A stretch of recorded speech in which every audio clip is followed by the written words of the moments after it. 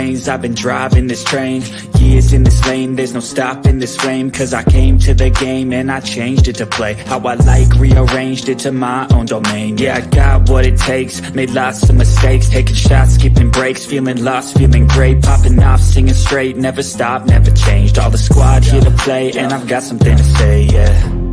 I work hard each and every day, I get lost in the words I say. I don't push pause, no, I push play. I won't stop till I make a change. I withdraw on the things I make. I turn flaws into flawless traits. I build tall, never capping space. I won't stop till I hear him say,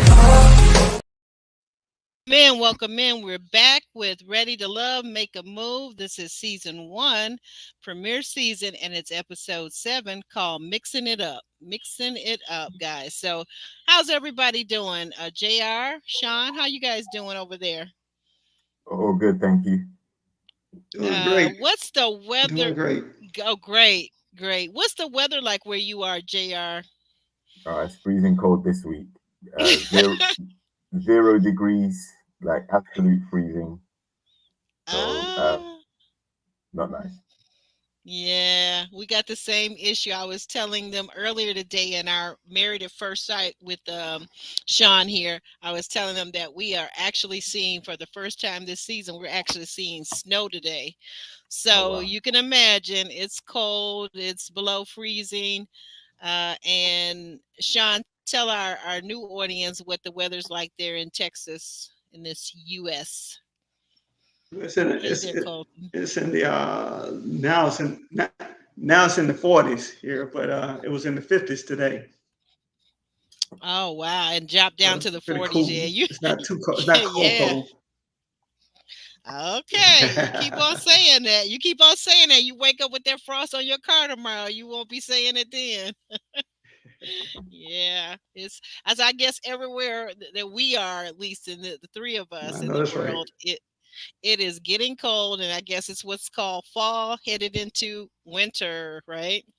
So, hey there, yes, good evening, yeah, Sean. All right, we got Sean in the chat too tonight. First time we got JRXTV in the chat. Great to see everybody else in the chat. You guys are in the chat. I see you in the numbers. Just go ahead and drop a hello. Don't be all in them bushes. I know you out there, Alex. Don't play with me. Don't play with me. I know you out there. Well, we'll talk about that later. We'll talk about later how I know you're out there. Like, you don't realize when you originate a stream, certain things that you can see that other people can't. But that's beside the point. That's beside the point. Okay. So anyway, moving right along. What did you guys think of this episode this week with Ready to Love, Make a Move? What were your thoughts, JR? A lot of stuff went down this week. Had some connections get dropped, some double dates with some new potential candidates. Had a little bit of a dilemma between the ladies, which I'm not sure is completely over yet. And yeah, then we had more of the same indecisiveness. Right. And what I would say, we also have some of the most confusing behaviors, similar to what I said last week. Right. Well, do you think that the women are actually? I don't know if it's me, and you can tell me what you think. Do you feel like maybe some of the women are beginning to feel a little bit of burnout with having to make all of these decisions? You know, what is that saying? Heavy is the head that wears the crown, or something like that. Well, they definitely feel like they got crowns on, and when it comes to decision making, you know, they're spot for choice. Really, there's a lot of guys, and there's only 4 of them, so you know, they're being assessed on whether they're choosing the right person at that stage in their life. So they knew what they were signing up for. So I can't say I have any sympathy. I'm just going to watch it play out. And thank you for that. And what about you? What are your thoughts, Sean? There's a whole lot of debacle and craziness and inconsistencies that I caught, and with we'll talk about those in a few seconds, I guess. Right. It's craziness. Yeah, some craziness. Some people being brought back into the equation that had been dropped out. And it looks like, not to jump too far ahead, but I'm going to go ahead and say it looks like for our next week, it looks like we're going to have a few people returning again on next week's episode. So that's very interesting. Mhm. I don't know if 24 Oh yeah. men or 24, 25 men, that's actually when you stop and think about it, with a lot of people not fulfilling a lot of these ladies' high expectations, that's a lot of people that are knocked out right away. Like, so you say, if you're just walking to a room and there are 24 men, a lot of these men, they're too short. The ladies say, oh, well, everybody wants somebody over 6 feet, which I can never understand for somebody short like Zadia. And I don't know if Renisha's the other next shortest person on the cast. I could never understand as a taller woman why the shorter women always said they want somebody over 6 feet when they could be just as happy with a guy that's 5'7". I don't understand. Do you guys understand that? Man, I think that's got to do with the size, They want to feel the height. safe. Give, yes, like safety protection. They feel like the taller guy is going to protect them more. Oh, And okay. also on the other side, if Mhm. they're able That's to what it boss is. him about and if they're able to boss him about and control him, then they're controlling someone much larger than they are. So that's the power Oh, as well. now that's interesting, JR, that you can control somebody much larger. That's interesting. I never thought of that. Mhm. Sean, what about you? What do you think? Why do these little why do little women even want a tall guy? Like, I'm like, just match it with somebody your own height. You're in the short category. Stay over there with the shorter men. I know. It was And one of I my think, like JR pet said, I peeves. think it's a safety issue. It's a safety issue. I It's mean, just like, a I mean, I protection. think, I mean, it's more common to see a shorter woman with a much taller man than it is a shorter man with a much taller woman. You know, Mm, uh, I've seen only a few of those couples in that latter dynamic. Like I said before, mm, I had a friend of mine that he's like 5'8". His right. girlfriend was like 6'3". You know, Wow. Ooh, that is a height so hey, discrepancy. yeah, Yeah. Yeah. if she When liked it, I was, hey, you say she liked it. You love it for her, huh? if she like it, I love it. Uh-huh. Right. I mean, I think because I've had, when I was out there in the singles nightclub scene, I would have it was one particular evening I thought like it must have been something in the air, it must have been a full moon. Every guy that was below, let's say 5'4", was, and I'm in my heels at that. Every guy was coming up approaching me trying to hit on me, and I'm like, "What's up with that?" And my mother used to say he was so short I could eat a bowl of soup off the top of his head. That was how short these guys were. I'm like, "What in the?" But I don't have a problem if I like a guy. It doesn't really matter to me if he's a little bit shorter than me. I don't want him to be under 5 feet. Now I don't want a midget. I don't want a midget. But if he's 5'5", 5'6", it's not a big deal. But Oh, it's not a big deal. I prefer, yeah, like most women say, I prefer a man that's 6 foot or taller. I like that. I do. I like that. I mean, my one time boyfriend was like 7 feet, 7'1". So you can just imagine I got a crick in my neck every time we kiss. But oh, Right. that's not that is neither here nor there for me. But I'm just always wondering why the little short girls want the tallest guy. I could never figure that part out. Quick I question just about that. So when you're dating a taller guy, eh, do you feel like when there's arguments or things aren't going quite so well, does the height intimidate you on the flip side? no, never. Never. Okay. I mean, like, I guess for me, my personally, JR, to what you're saying, uh I'm never going to be with someone that I feel intimidated by physically, because if I feel physically intimidated, that means I'm afraid of him, right? Right. So for me to be afraid of a guy, that's my number one question I asked all women, and I always ask myself, do I feel safe with this man? So if I didn't feel safe with him, I would never be with him. It doesn't matter, and that could be a dangerous guy at 5'4", as versus the 7'1" guy. He was not in any ways what's the word I want to say? You know, I never felt unsafe with him ever. Right. Now, Because yeah, go there is ahead. the gentle giant type out there, right?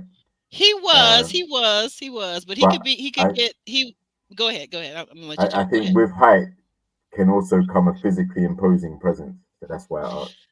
Yeah, I mean, and this guy was, you know, well, physically fit, played in the NBA, strong guy, worked out every day. But at that time, of course, I worked out too. I just never, like you said, I think he would have fit more into the gentle giant. But having been close to him, I will say that I've seen, like, I don't want to say like a negative side or a physical side or a bad side, but you know, he wasn't someone that I would walk over either. You get what I'm saying? So I had a healthy amount of respect for him, as well as he had a healthy amount of respect for me. And that's generally where I like to be in a relationship. I don't want to ever be where I disrespect you or you disrespect me. Because if I'm gonna, like, the whole thing about emasculating a man, if I've got to talk to a man in a certain kind of way, then I know I don't need to be with him. I don't need to be with him. Mm-hmm. Yeah, and vice versa. You know. But it just made for a crick in my neck when we wanted to kiss though. If we're standing up, because like the 7'1", that's a lot of space in between the two of us. I'm tall, but I'm not that tall. So why You didn't he know, lift you up, make you his height? he did. There was times Oh, when but I went sounds to like I know sing. this guy. You probably do. You probably do. He has a few rings from the old days. So played here in the Detroit area. So yeah, you probably do. Most people do. If you watch NBA, you know who he Uh-huh. is. Okay. I know. I But know. I'll probably be able When to you said guess who it 7'1", is. there's only one 7'1" I know. I ain't talking. Give, give okay, zip the lips, zip the lips, zip the lips. 7'1" and played for the Pistons Okay, zip the lips, Jr. I know and you and watch has rings, NBA. has championship rings. Okay, Oh yeah, narrows yeah, it he down. does. Mm-hmm. But anyway, we move forward. We move forward. We move forward. So let's see, where are we at here? You guys got me talking too much. Okay, so we pick up on this episode this week where we left off last week with Zadia waiting for her birthday gift for Cameron to show up. Cam finally arrives. He's fashionably late. Zadia realizes that she likes Cam more than she has admitted. What do you guys make of this? What do you make of this, JR? You're nodding your head and smiling. So what do you make of? Yeah, I think we called it last week. Like Cam, we knew he was kind of like he's been showing up as too good of a guy to just skip out on her birthday like that. He was busy with work or whatever else, and at least he showed up with a gift as well. Um, she was very. I think she said she realized that because she was so pissed that he hadn't shown up, that actually made her realize how much she liked him. And I think her like for him is genuine. I think the issue they're gonna eventually keep butting heads on is the lifestyle compatibility because with all the Hmm. stuff he's got going on, there's that time that's going to be needed to spend with each other to build what they're trying to build. And he did Right. say that he is prepared to give the time, he's prepared to sacrifice the time to try and make something work with her. So I think she was cheesing all round. Like she heard exactly what she wanted to hear.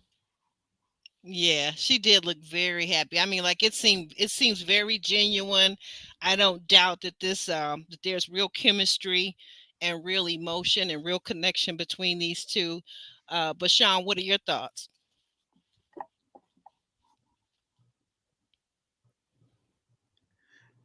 I agree with JR from last week. I think it was production driven that he was detained.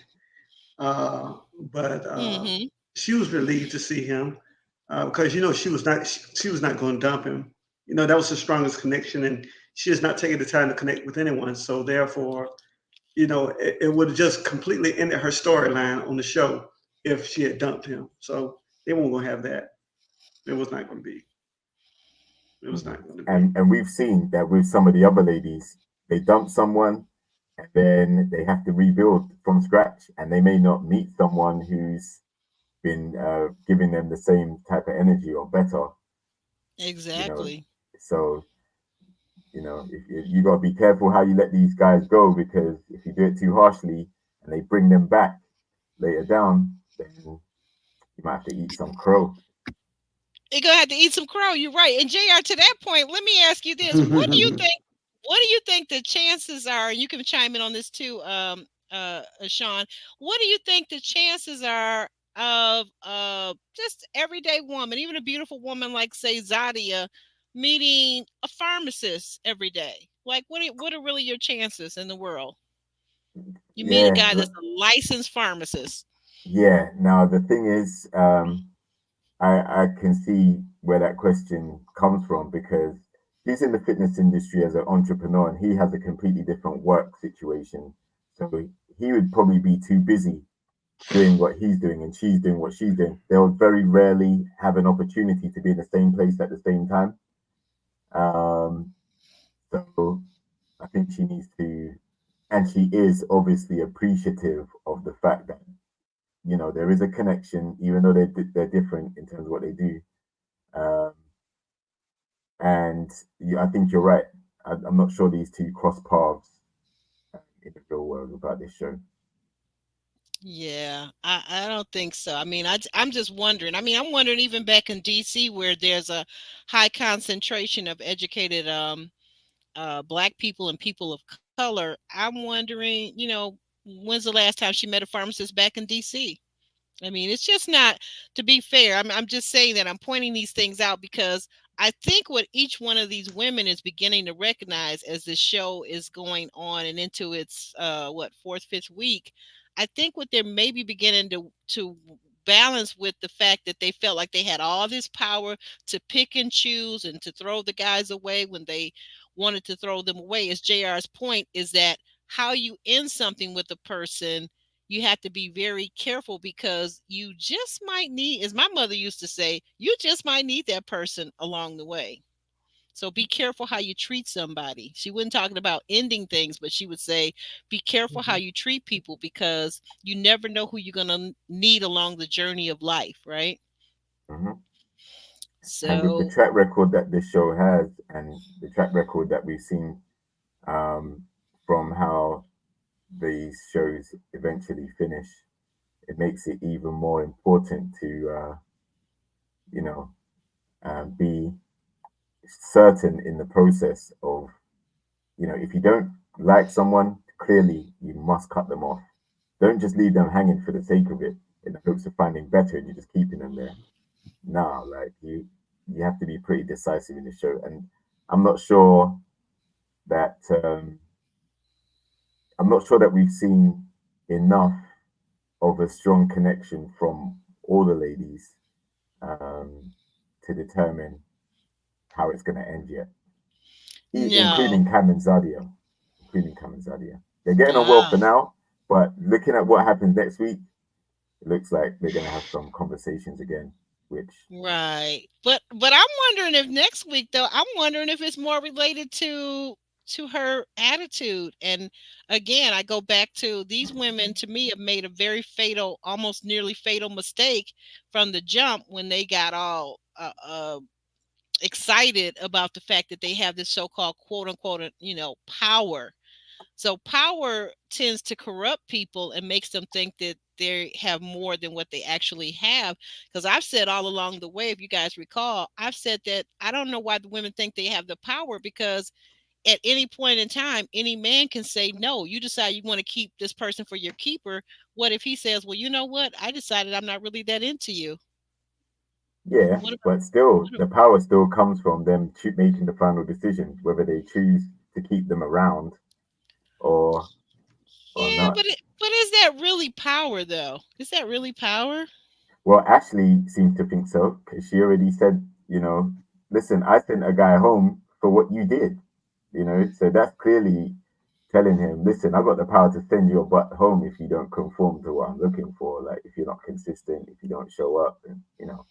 But yeah, Yeah. Sean, you're right. Power corrupts, absolutely. I was going to say that. Yeah, and Roro too. I love what she says. Don't burn a bridge that you may have to cross again. That's something that Mhm. sounds like my mom would say. Exactly, exactly that, exactly that. But so they bring out the cake for Zadia. They sing happy birthday. It looks like everything has went well. It's a good day for her. It's a good party. Like she says, she's surprised that it turned out to be so much fun. But in the meantime, and in the tween time, we look over in the corner and we see Mizell is pouring a drink and flirting with Vern. And he asks her, has she picked her guy? Does she have her guy? She indicates that she does not quite have her guy. Um, and okay, in the back of my mind, I'm wondering what's going on, Mizell. What are you doing over there talking to Vern? You're supposed to be with Shereece, but I don't know. I guess Tamika said she told us early on in the first weeks of the show that everyone is fair game. All the men are fair game, right? Yeah. So, what do you guys think about Mazel over there flirting with Vern? Is who's right, who's wrong, or are they both right? What do you guys think? Well, listen, if it's fair game, right, then th- that's what it is. There's nothing to really be mad at. But now I think the rules have changed because, you know, Shereece doesn't have anybody other than Mizell at this point. He's the one that he's the one that she's feeling. And I think Matchmaker was trying to, Venetia just had what's her name, Gibari, or what her name is, and now she's got someone else that she's kind of interested in. So she's trying to avoid a conflict where Venetia and Shereece butt heads over this Mizell dude. But I don't think Venetia should have given her number out because it was clearly an interest for Shereece. If Shereece had said, you know what, I'm not feeling you, Mizell, then that's when I assume the fair game thing would kick in. Okay. But then again, I think Venetia and Shereece didn't have that conversation until the next morning when she found out how much Shereece actually liked him, and then that's when Venetia was like, maybe you know, texting all night with this guy and giving out the number was the wrong thing to do. At the time, she said it was fair game too. Like her immediate response after they spoke, and they exchanged pleasantries or whatever, like she was like, yeah, well, she seemed happy that she's got two guys that she can at least, get to know. But it wasn't until the next morning when Shereece and uh, Zadia were talking and Shereece said how much she liked Mizell. That's when Venetia was like, oh, wow, maybe I'm treading on some toes. Yeah. Yeah, yeah, we'll get to that point. We'll get to that point, but that is a good point because, and then let me ask you this. So since you're talking about it, what did you think about Vern saying that she saw Mizell as having swag and he was relatively attractive? Well, Did that mean anything to you that she said that? What did you this is think? the thing. Like to me, like I said, Venetia confuses me a lot because she was saying about the guy that she's connected with at the moment that he's not serious and she wants him to be more serious, right? Right, Then she's saying about Mizell, she liked his swag. Now, swag could be his ability to converse or ability to lightly flirt, or maybe the way he carries himself, he's got a level of esteem. Ultimately, is that what you want to base your long-term relationship? Like she says she wants a long-term relationship. She right, also says she wants a guy that's not out, no, that's not stable with a 9 to 5. So if swag is what she's looking for, nah, there has to be more than that, in my opinion. And I'm sure that's just one of the aspects. But you know, and and do we see Mizell as sitting her down and making her that homemaker that she wants to be that stays out till all hours of the night? I don't even think he got that far into the conversation. Whatever they were talking No, about, it wasn't about being a homemaker and things like that. no, we didn't hear nothing about no homemaker talk. Nope. Um, What, Sean? What are your thoughts on the Mizell Vern issue, and he's pouring her the drink? What did you think about that at that moment? Well, I went back and I watched Red to Love season 3, Houston, and to Okay. me, Mazel reminds me of Joel. Because if you go back and look at that season, Vernisha and Joel did not hit it off at first. It was not until he began to show a little bit of interest in her, then he began to. And so I see some of the similarities between the character of Mazel and the character of Joel. Oh, okay. Smooth talker, smooth talker. Yeah. Hey, baby, Mr. Baby. You heard? You I mean, and heard? Joel could cut. You heard, yeah, you heard, and what's up, baby? And so I see the pattern that Venetia is getting herself into with this guy, with Mazel. I'm wondering if it's production. I'm wondering if it's her lack of evolution from that season of Ready to Love to now, or what have you, or it's just the type of man that she attracts. I don't know. Yeah, he might have wanted what was under that hood. Yeah.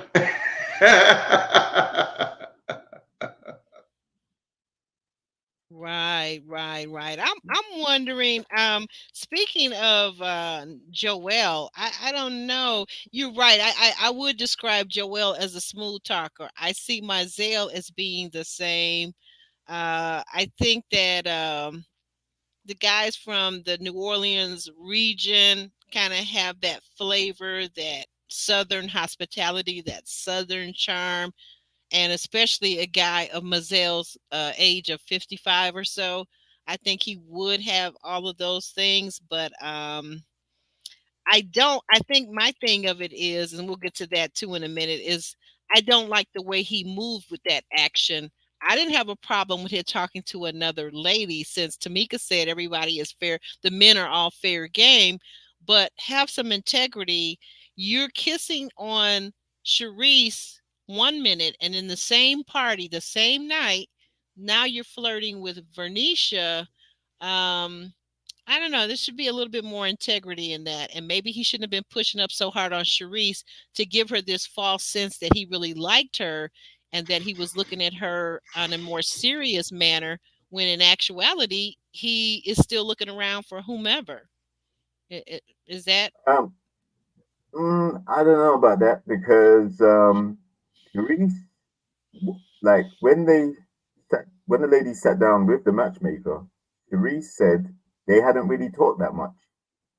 Like apart from on the couch where they were cuddled up, she said it's very rare that she opens up to someone like that.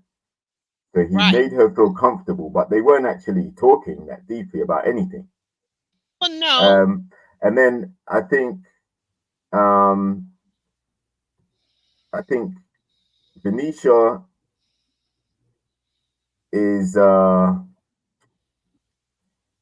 if she knew and saw that Mizell and Shereece were getting on well like that, kissing and stuff like that, then I don't think she should have given that number. I think she should have told him, look, what are you trying to do? You're a player. I seen you with Shereece, this, that, the other. They were in the same spot. This was out in the open. So I don't know what Venetia saw to think that it was comfortable giving the number out. Because this is where that sisterhood or sister code or whatever it is meant to kick in. Mizell, um, I would say I'm not surprised at it because he's coming into a place where his line of thinking is probably this is fair game. There's four ladies, they're all looking for a connection. He can show interest in any or all of them. It's up to them to Yeah. reject him. But I think knowing the mission that Venetia and Shereece are on, they've been together in the house for 4 or 5 weeks or whatever. I don't think Venetia should have given the phone number because that would have definitely caused a problem. How could she think that that wasn't going to be a problem? Yeah, that's true. That is so true. And I see a little bit of this as Mizell having a little bit of a midlife crisis that a lot of men go through when they really want to test out, am I still hot to the women? Do women still find me attractive? And Vernisha, in all her glory, was someone that was prime for him to try to talk to, but the way he did it and the timing of it, which I guess for him, I guess he's thinking, I don't know how long I'm going to be around, so I better push up today because tomorrow's not promised. So he's, that would be a point there. Um, uh, we see Mazel say, he says he doesn't know the process. uh Vern is saying that everything is fair in love and war. Exactly. Meanwhile, Don is circulating, the Donald, as I like to call him. He's back in the picture. He's at the party. Ashley looks very happy to see him. And we move forward to the next scene where Vern and Ashley are talking about Kirsten and Mizell. So they're having this conversation, and Ashley, on the one hand, is saying that Kirsten didn't show up. She's pretty much done with him. That's her part of the conversation. And on Vern's part, she's saying that she's letting Ashley know that Mazel pushed up on her, and Ashley looks a little taken back. Ashley knows there's going to be fireworks Mm-hmm. potentially from that happening. She's already seen what happened between Zadia and Shereece, right? So she knows. Um, but I want to say Ashley, of course, Ashley's going to be happy that Donald showed up because Kirsten let her down by not showing up. So she gravitated towards the guy that she's feeling next. The rebound, and yeah, we're gonna talk about them later, but I think Ashley, mm, she's a tad bit too erratic for me. Like she's very Hmm. like because I say that because Mm-hmm. I I'll say it before we get there. Right when she was flipping Kirsten for not showing up, not coming, right? Right. And he was so nonchalant about, okay, cool, you made your decision. He was upset that he didn't fight for her. Now she's already shown that she's interested in Donald again. So what are you trying to do here? Like the same thing we just said with Mizell having two ladies, Venetia and Shereece. Actually, why are you trying to have Kirsten and Donald in the same place at the same time fighting over you? It's gonna Well, create now, problems. yeah. To be fair, you're absolutely correct. But wasn't it Tamika that suggested to the ladies that if they were seeing two guys, that they should feel free to invite them? I mean, the show is being messy. Let's be real now. Production is being messy intentionally, right? Exactly, yeah. But the show's gonna do that, but it's still up to them to make the final decision, to make the judgment call. And Right. That's true. I think she's into Donald now again because Kirsten let her down and didn't call her at all. The same thing that people thought, Cam was gonna do potentially. Kirsten did that. Didn't show up, didn't contact her, didn't message her, ghosted her. And then yeah, so that left an ideal opportunity for Donald to get brought back in. And look at the kiss. It wasn't a kiss on the cheek, it was a kiss on the lips.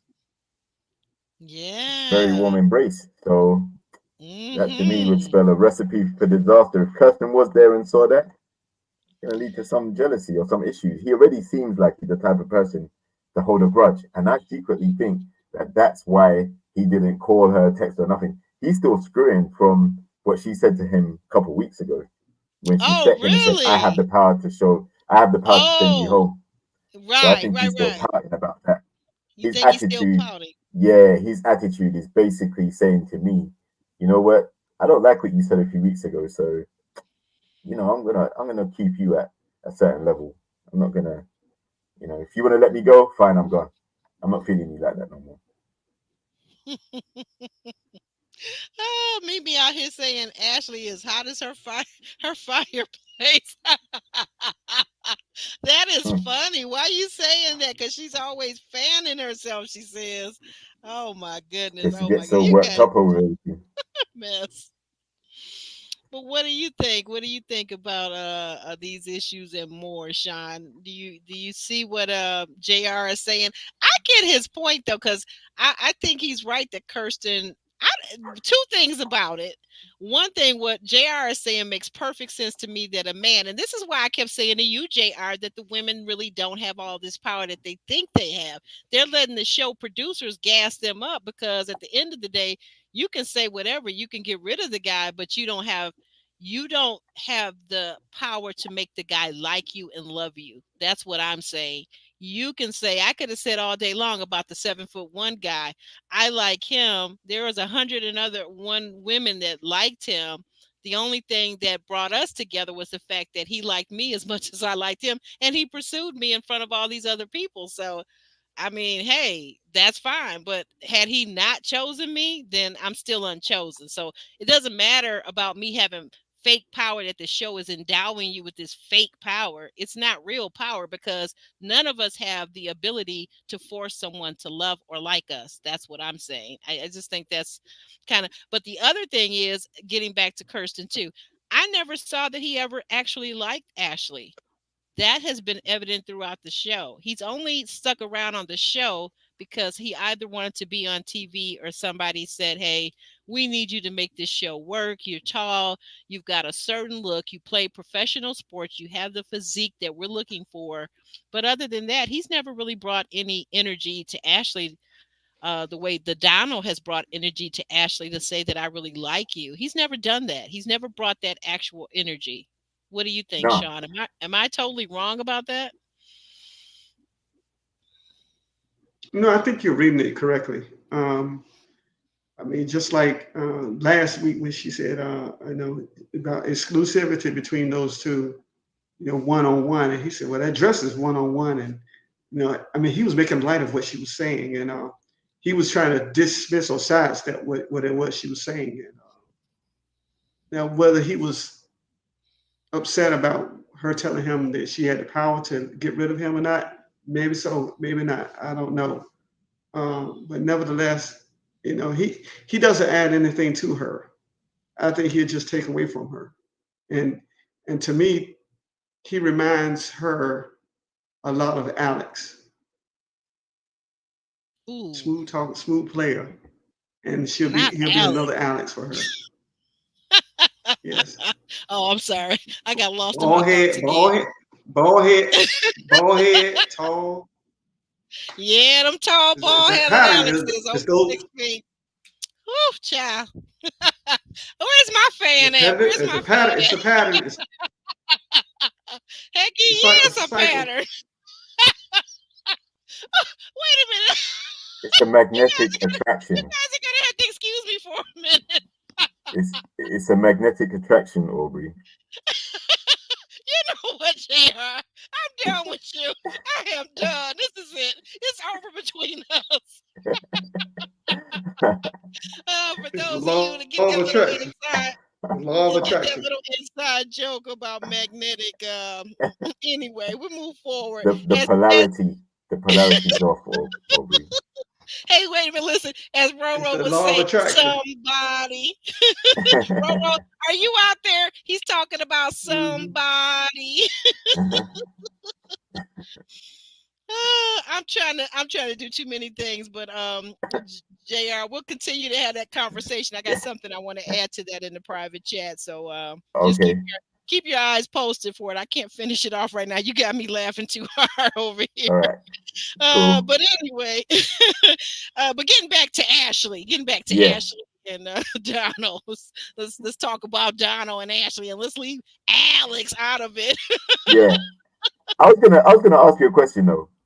Mhm, Like, say for example, Kirsten's energy was different, and Kirsten said, "You know what? I want to fight for this. I want to stay. I mhm. want to be with you," and blah blah blah. And they Right, still right. brought back Donald. How do you think those interactions would have played out? Do you think Donald would have still got the kiss on the lips? Do you think Ashley would have still chosen Kirsten over Donald? Or do you Mm, think she would have been done with Donald based on the interaction with him and Stormy and all of that stuff, and then gone back to Donald? If the that's two a guys If the two guys were giving her the energy that she's looking for, where do you think she would go? Oh, you know my answer. I honestly believe that she would have stuck with Kirsten because let's look at this. First of all, she had already seen how Kirsten reacted to her, and I say this in parentheses, air quotes, her friend Stormy. She had already seen how over the top he was with her. He was so excited. She's a pretty distraction, a pretty distraction. If he was behaving that way with Stormy from the get-go, and she kept him after that, right? So can you imagine that if he had actually tried one little heartbeat, one little sentence from him would have been enough for her, I believe, to let Donald go again, because it's beginning to look like on this show that Ashley is ruled by her eyes, what she sees, what she's physically attracted to, as opposed to actual content and character and integrity. She's not really giving those equal or a higher priority from what I'm seeing. So she clearly is more physically attracted to Kirsten. She would have went for Kirsten because she kept him. The thing I could never understand was, why did she keep Kirsten after the whole display with Stormy? He would have been a goner in my book, never to have looked back upon him. That's just Right, my feeling. So, right. Sean, what's your take on it? What do you think about? That's a good question, by the way, Jr.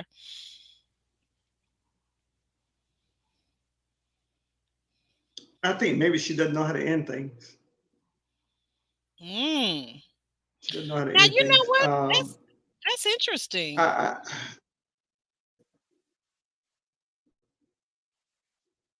yeah.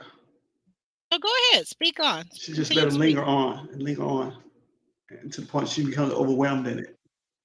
Yeah, Hmm. she becomes overwhelmed in things and just let it linger on. And she does not know how to bring closure to it. Mhm. She So know how to she open the door, kind but she don't know how to close the door. right. So she kind of is. I think from what you said, I can also see that she might create. She might want to create the chaotic environment, and that's where she thrives. Actually, being erratic. Hmm. Um, Hmm. I think that's the turn off for Donald. Donald seems too much of a quiet, passive guy, whereas Kirsten seems more assertive and, as you said, Aubrey, visually attractive. And I think the initial interaction, I keep going back to this, but I think the initial interaction between her and Kirsten is what he really found attractive. You know, their little back and forth, clutches pearls, and all this other stuff that they were talking about. You know, that those type of, like, she really liked that interaction, and I don't think she gets that from Donald.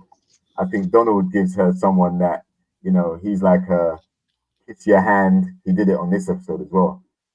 Kiss the hand and tell her how much he wants to be with her and try and reassure her in that way. Kind of coming across as a sweet boy, and Kirsten is more like, nah, what? Like, you said this to me? Nah, it's out. I think Kirsten will dip as soon as he feels a certain way, or he will hold a certain level of feeling about it. Whereas Donald would be more apologetic, and and let's not get twisted. Kirsten did apologize, but you could tell it wasn't really sincere. It's more lip service to try No, and yeah, it end the was definitely situation. it wasn't even a good apology. I'm sorry. Nah. Wait a minute, but let's look at what Mimi has to say. I think this is interesting. Don't forget that they, meaning Ashley and the Donald, have been talking behind the scenes. But the last thing that she says to this is so key. Donald is playing, or maybe playing, placeholder. What do you think about that idea, Sean? Let's get you to jump in here for a minute. What do you think about Donald playing placeholder to Kirsten?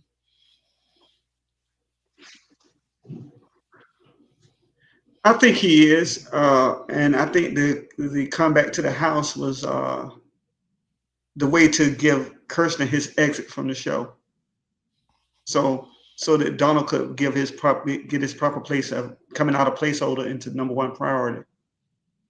Hmm. That's what I think. Yeah. Roro and I agree too that yeah, if Kirsten is really expressing himself to Ashley, she's gonna dump down like a old cold coffee. And you know how quickly we dump that down the sink. Ugh, get rid of that old cold coffee. Hmm. Um yeah, it's like Mimi saying that she's talking out of the side of her neck. Yeah, that's a good point. You say one thing and you do another. You do something else, Mm-hmm. right? Mm-hmm. You know. Um, I don't know. You know what it feels like to me, all jokes aside, for real. And we've all seen this, or at least most of us have probably seen this, especially as women. We've seen this with our girlfriends that they say one thing, what they're going to do, um, and how they're going to get rid of this guy. Because a few scenes later, let's talk about this. So Ashley tells Kirsten, well, I've gotten rid of guys in the past for behaving like you. And this is Yep. where, again, see, JR, I do not like this false pretense Mm-hmm. of having all this power, because here she is confronting this man. And you talk about size. So the size difference is about the same, because I don't think that Kirsten is by any chance 7 foot tall, but for her being the size that she is, it kind of is the same to me and my ex. So here she is looking up at this huge guy that's maybe 6'4", 6'5", and she's saying to him, I've gotten rid of men for less than what you did. And I'm Yep. thinking to myself, Ashley, you sound crazy, because if you really wanted to get rid of him, to your point, Sean, she doesn't seem how to let people go, how to let that tie go. I'm not really understanding. What do you guys think is really happening? Because I'm not really understanding Ashley at this moment. Listen, you hit the nail on the head, right? And Sean did earlier too. He said to Kirsten, I've let someone go for Yeah. lack of communication before, right? Right. But guess what?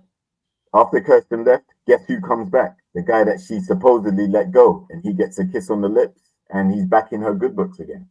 So she didn't really Yes. let him go, did she? She just sent him home because.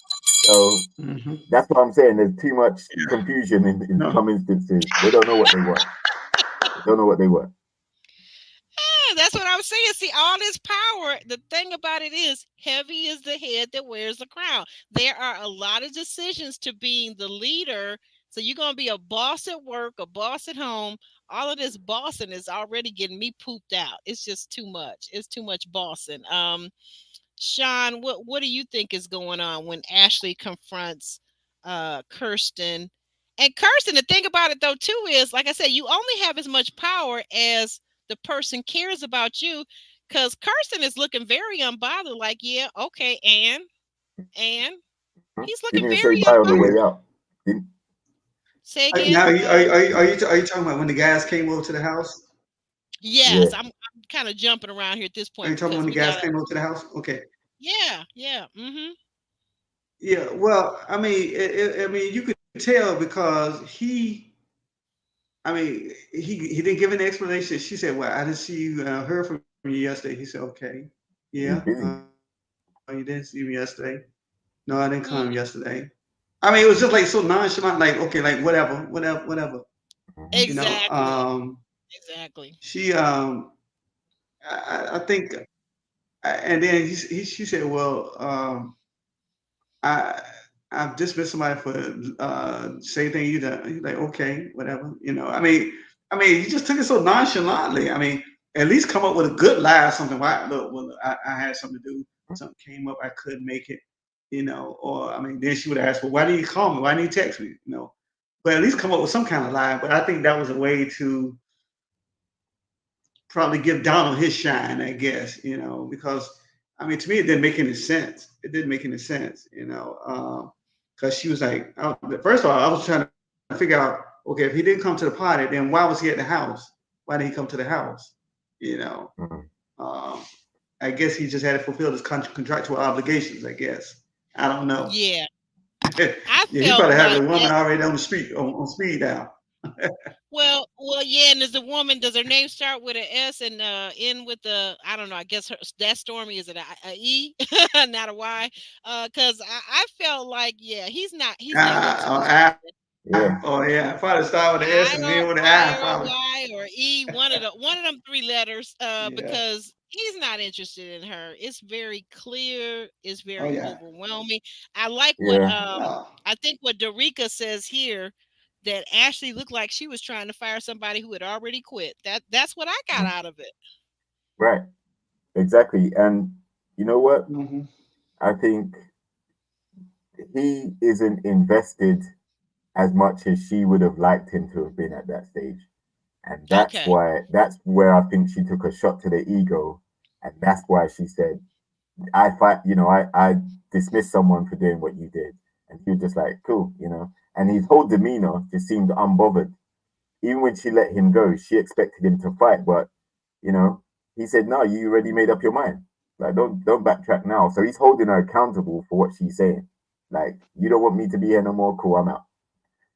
And like I said, I think part of that stems from how what she was saying to him about um, you know, before when she said, yeah, I'll let someone go. And even before then, the way that You, she dressed him down about the friend situation, even though she didn't go in too hard, she chose to go in on Stormy more. But yeah, he wasn't feeling her, like nowhere near as much as she wanted him to. So he didn't even say bye on the way out. Like as mm-mm. soon as he said you made your decision, so She I'm gonna almost leave. jumped in It's all front of good. him to say that last little piece. I was like, girl, he about to run you over. But Kiki nails it. She says no man wants to be compared to another man. And I would say Yeah. we can add man, we could add woman, but especially a man, because we know you guys have typically kind of weak and fragile egos. So no, I mean, like, why are Both you? do. That's what I said. Why are you bringing this up about what you did with another man? That's almost as crazy on our other show that we cover, Married at First Sight, when Lauren is telling Ariana, oh yeah, just a couple months ago I was flipping it and dipping it and spreading it wide with this other guy. Mhm. Don't nobody want to hear that, girl. Exactly.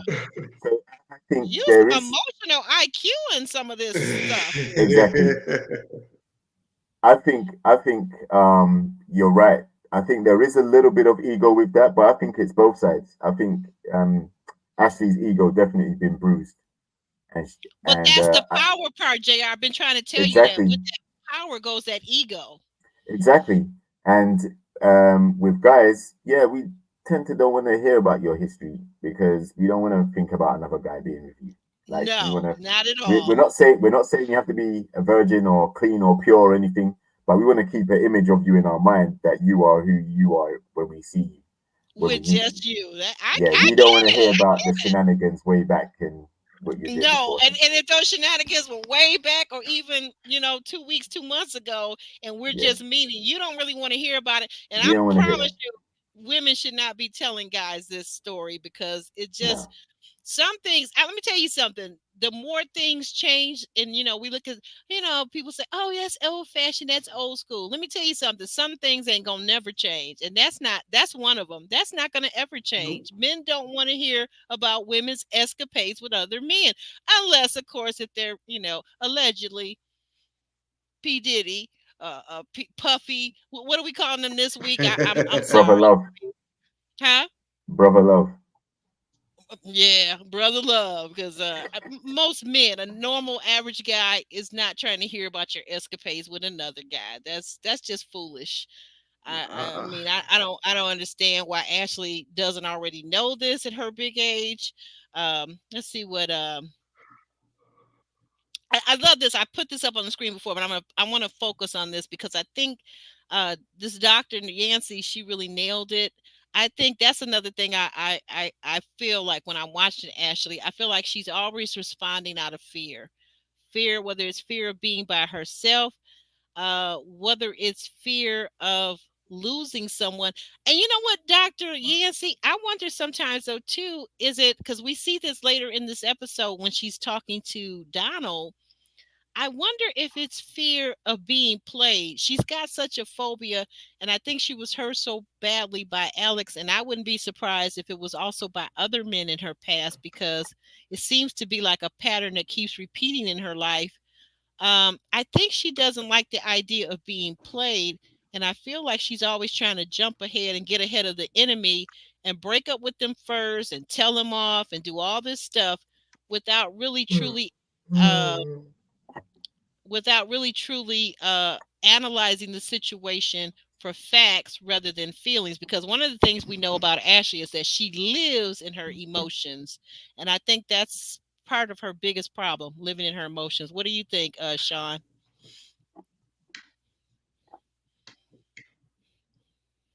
Well, just like I put up there, this behavior didn't just start yesterday. It's something that she needs validation for. I mean, to me, if I was on the reciprocating end of that, like, okay, you just told me you dismissed me, and I said okay, and then she get upset, like, well, you didn't even fight. I think, what you want me to say? I mean, you already dismissed me. I mean, what is there to say? There's nothing else to say. I mean, Exactly. I'm just gonna leave at this moment, So I think she's seeking validation because she really does not know who she is, and when she does not know who she is, she looks for somebody to complete her. And also, did Donald fight for her when she dismissed him? How much fighting did Donald do? He apologized beforehand, and then she said, "No, like I'm moving in a different direction," and that was it. He didn't fight. He just said, "Okay, I'm cool." But the attitude was different. Yeah, the all he did was just stepped up his text game. I'm gonna say this though to kind of combat what you're saying though, JR. I'm gonna say this conversely though. Let's be fair. So when the Donald was first questioned about not having contacted her for over 2 days, and she didn't like that, talking about Ashley, right? Okay, but the Donald made a point of going into his phone and showing her the texts. So in my way of thinking as a woman, he did fight for her. He did say, "Look, wait a minute, we've got a simple misunderstanding. I did text you. I felt like maybe you were ignoring me. So yeah, I didn't pick up the phone to call you. But look, I text you on 2-3 separate occasions. Here they are in my phone." She went to her phone. She said she didn't see it. It wasn't there. Okay, fine. It's a Android iPhone snafu. But I felt like he did fight. He did try to fight for her. It was a little bit different energy because she wasn't pouncing on him the way she pounced on Kirsten. But I felt like he fought for her. And not only that, but let's look at this. The Donald was the one that reached out and started calling her every day. He says, if you want me to call you daily, then that's what I'll do because I want to be with you. So that's the energy I'm getting from the Donald, which is totally unlike the energy I'm getting from Kirsten, which, by the way, I want to know this question when Ashley comes on our show to be interviewed. I want to know, did Kirsten call her every day? Did she have a different standard for Kirsten than she had for the Donald? Probably. And I think you're partially right. Yeah. I think, I can agree with elements of that. But the thing is, he showed her the texts before he got eliminated, before she sent him packing. So he was trying to say, look, I did text you, trying to reassure her. It wasn't that I ghosted you. I sent the messages, they just didn't go through. He still decided after all of that to send him home. And at that point, there was no fight. He was just like, yeah, okay, I understand, this, that, the other. But you are correct. He did step his text game up, and that gives placeholder vibes because she, like Sean says, doesn't know how to end the situation. She still was giving him hope by continuing to text back and forth with him afterwards, after sending him home. So that, again, leads me to the point where it's like, girl, do you know what you even want? Like, you sent the guy that you liked home because you were attracted to this Kirsten guy. Kirsten doesn't have the energy that you want. So now you're going back to Donald. That's what that shows me. Yeah, that's exactly what I was getting ready to say. Go ahead. She was trying to get rid of Donald to get the Kirsten. She was trying to get rid of Donald to get the Kirsten, and then she was trying to get rid of Kirsten to get back to Donald.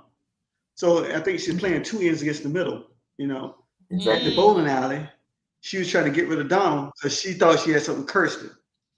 But then after the party, she was trying to get rid of Kirsten because she wanted to go back with Donald. And then somebody said she did not want to have another TV relationship not working out. Exactly. Don't want to be embarrassed twice. On national TV, yeah. That's a point. All those women had bad situations that ended on TV. Yeah. Yeah, but Zadia was of her own making though. Well, yeah. No, Zadia walked off with the guy that who was that? Naeem. Naeem, yeah, Naeem. Isaac Hayes Jr. Zadia got It was a placeholder. He was a placeholder. Well, Placeholder, yeah, yeah. He was a for Dante, we placeholder. think he was a placeholder in lieu of Dante, who she mushed in the forehead. Right? Yeah. He was a placeholder to make sure that she had someone at the end of the show that she left with. That's all that Right. was. So she could do the scene on the There you bridge. go. Right. But Yeah. they So did continue for 9 or 10 months afterwards. There you 9 or 10 months. So something was going on. I don't know. But guys, wait a minute. Let's get to this scene here. So matchmaker Tamika Lee talks to all four of the ladies as they sit in the living room. Ashley says that Donald came through for her. Bernicia acknowledges that they have discussed, her and Shereece have discussed Mazel's faux pas and his lack of integrity. And Ashley tells us that she's oh, what are my notes here? Oh my gosh, I can't read this. Ashley tells us that she is going to. I think. Oh, that she's going to let Kirsten go. Right, and it's obvious. This is what I don't understand. Okay, this part. So it's obvious that Tabari being so animated irritates Vern, but I don't understand why. Since Vern is like this outgoing, bubbly type of person that loves to be out and about, why is it bothering her about his sense of humor? Do you guys get that? I think she's intimidated by his larger than life personality to a degree. He's very friendly. He went around the room and hugged all the ladies, said hi to everyone. And her Mhm. comment was, she doesn't like she made a comment, something like, she doesn't want to be with someone who everybody's laughing at. I didn't see anybody laughing at him. I felt everybody was kind of, he seemed like a jokester, someone who's more has a sense of humor, evidently. And, Right. you know, she's gone from, I want to be out here, having fun. I think she said she doesn't know how to have fun, but she wants to learn how to have fun. And this guy seemed like a fun type of dude. So again, I'm just like, what do you want? You can't have everything. What do you want? You got a guy who's got a sense of humor. If you don't have the same sense of humor, that's fine. But you can't moan that you want to have fun in your life and then you meet a guy that is fun and you don't want to open yourself up to him. That's contradictory. But I also think that she's going to be very insecure of someone that takes the attention away from her to a degree. That's what I was wondering. I was sitting there, I kept thinking to myself, nobody's laughing at this guy. They're actually enjoying that he's being playful, that he's outgoing, like is and then I started wondering, I said, now wait a minute. Is she wanting to be the center of attention? Is that what this is about? Mm-hmm. All Wow. eyes on So her. yeah, all eyes on her. So I wonder, with that being the case, if Jabari and her were out, but he's already saying it. He wants to be in bed by 9:30. So Jabari ain't gonna be hanging out till midnight, 1 o'clock up in the club, up in the bars and all that. That's true, but So he isn't giving the vibe that he wants to take attention away from her. Though. no, He right, exactly, right. he just I he don't. just wants a more traditional, typical type of relationship dynamic where they finish work and have time together after work. Well, then I think he's the guy for her. Then I think I say, That's if what I she was can get saying. away with it, if they can work on a compromise, and she can say, "Hey, baby, I'm out at the club. Here's my tracker. You can see exactly where I'm at, which club I'm at. If you ever want to peep in or join us or whatever." I think that's the guy for her, because most guys that are outgoing, and especially if they're good looking and outgoing, they are going to have attention on them. Sorry to tell you, but that's just how that goes. Like my 7'1" guy, he's certainly going to have attention on him, and I didn't Exactly, resent him for it. It didn't bother me not one lick. and Didn't that's bother me why one lick. that's why I made the comment about the swag earlier. Like, if a guy's got swag, then that means, there's more than likely he's going to get attention in the room, whether it be from other women or guys are going to compliment the way he dresses or whatever. But, swag means you're stylish, you're fashionable, and the only way you develop that is by being out in social circles for people to see you and give you that type of label. You don't get swag from just being, you know, in the house like Jabari is, 9 to 5, come home, and that's not swag. he strikes me as a more down to earth guy, and I think Jabari is typically what that stability that he's going to provide. That should go a long way. He's got a 9 to 5 structured. To some ladies, that is appealing. Right, right. I But find it very appealing. Let me raise my hand. Okay, go ahead. Go ahead. Right. But I think the entrepreneur type guy that Venetia may be aiming for, because she discarded Jabari, like I said a few weeks ago, I think that's the worst thing she's going to want, because you're not going to spend no time together. You get a guy that's as busy as she is, out in the clubs, hosting parties, attending events, sometimes without her, sometimes not even in the same town. He's going to be pissed about it. Excuse my French. Oh, yeah. You know what? That's a good point. You think so, Derica? She's saying Bernicia seems like the kind of woman that mothers men, probably always telling them what to do and how they should conduct themselves.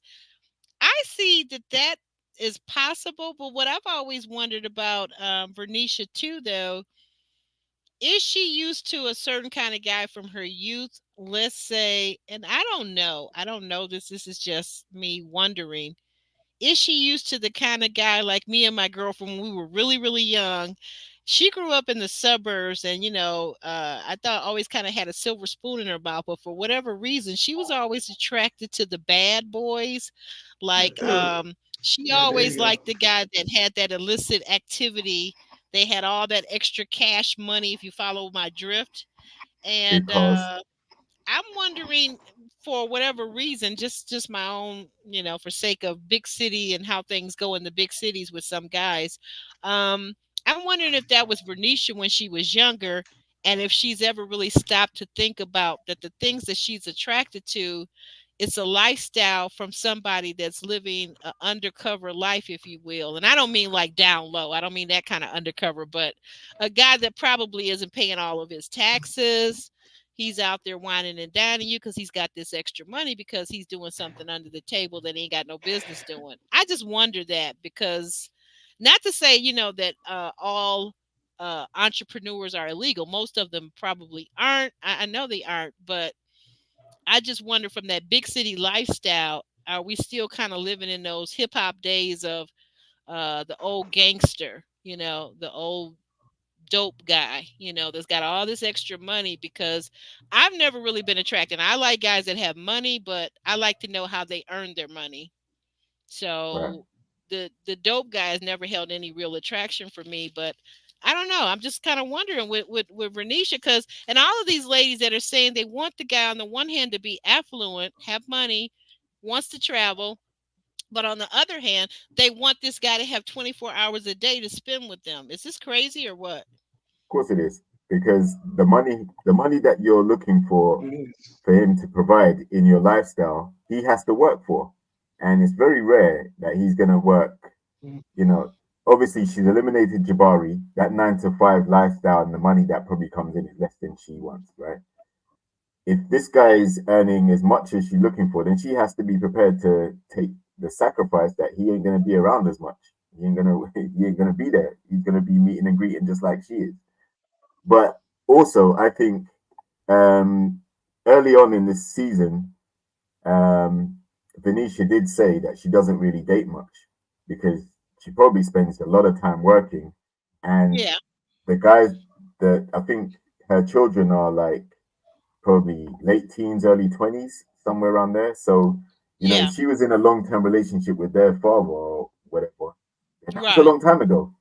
Dating games changed in the last 5 years, especially. So she isn't getting out there. The dating game has changed. Oh my goodness! Like changed in what specific way that you're referring to? Well, like obviously, social media has affected the way dating is, and then you have different beauty standards. You have different things that are trending now than used to. So if you put all of that together, then you can't just meet someone and look into each other's eyes and hold hands and get married. Now you got to factor in all these different standards and different things that you're looking for and what their past was like, and are they traumatized, and did they have counseling or therapy, or how many kids they got, how many baby mothers they got, how many baby fathers they got. Like it's so many things that go into relationship. Are your finances up to scratch? Is your credit rating um That's in a lot. exactly, you got so many different criteria. And I think the danger is um settling for some of these ladies, settling when you could have found better if you just held out and not giving this guy a chance. Oh, these ladies are cracking me up in the chat, man. They're talking about Joelle. Joelle. Listen, the moment Joel put his hand on what's her name? It was I think it was Chrysanthemum or Stacey B. One of those. Yeah, Can't Stacy remember. B. Stacy Yeah, B. It they was were Stacy posing B. for pictures and there was Yep. nothing going on. Nothing at all. But the fact that they Nope. posed for the pictures, she went right off. She was insecure and Okay, jealous about it's them. starting to come back to me. You're right. She sure did. She sure did. She went Yeah. off. She went off like a But firecracker. right, but Joel was that type of guy. Joel was trying to promote his music and whatever else he was Right. doing. I think he had a day job, and then he was also a musician making music videos and things like that. Right. That's right. Because he So was trying to be a rapper. But you're right exactly, though. Joel was that outgoing kind of guy. So that must be what triggers her with Tabari. She doesn't like that outgoing kind of guy with the ladies because he was getting around saying hi to Zadia and all Ashley. of them saying good to see you again and things like that. Yeah, Now she don't there want was no one parts other of that. point. There was one other point. Like What's that? remember a few moments ago in the chat, someone said she likes to mother men and things like Yes. that. I think Yes. if she was really like that, she wouldn't have turned down the opportunity to mother this dude that she met on this episode. He was much younger. She immediately eliminated him Ooh, based on his child. age alone. Wait a minute. Hold on. Let me get my bell. You talking about Brother Mike. We haven't even gotten there yet, but Brother Mike, uh, Yeah. I'm over on Instagram, okay? It's actually Aubrey on YouTube. And if you need some mothering, I don't normally like younger men, but Mike, Mike, can I just say, Mike, you are so fine. You are Mike. Okay, y'all go ahead. Let me stop. Let me stop. Mike look like yeah, Mike. Yeah, okay. Anyway, let's continue. Let me find my Might fan look here. like a Let's mic, John. continue. Mike was bringing it. Mike was bringing it All with right, the come on, looks, and Ashley. Come on, Ashley. I'm Come on. not normally one that gives a lot of priority to the good looks, but Mike was speaking to my soul. Yeah. You might need to turn on the aircon, Aubrey. Pardon me. You might need to turn on the air conditioning. Yes, I might need to. You right about that. You are right about that because brother Mike, brother Mike and the muscles. Yes, yes, Lord. Yes, Lord. Mike looked like JR. Mike looked like he's been a member at your VIP training camp. Mike had those kind of muscles. I was like, okay, all right, Mike. Whatever you say, baby. Whatever you say. Okay. Yes, dear. Yes, dear. But Venetia didn't feel the same way. Like she was just like, nah, he's too young. And I think if she had that mothering spirit where she likes to be, have that dynamic, that's an instant choice for her to have made, like to keep him if she wanted that level of power and dominance, right? Yeah, that's where you're right. You're right. So that's interesting. But I think I get her point though. She can clearly see, and I'm laughing and I'm joking and I'm teasing halfway.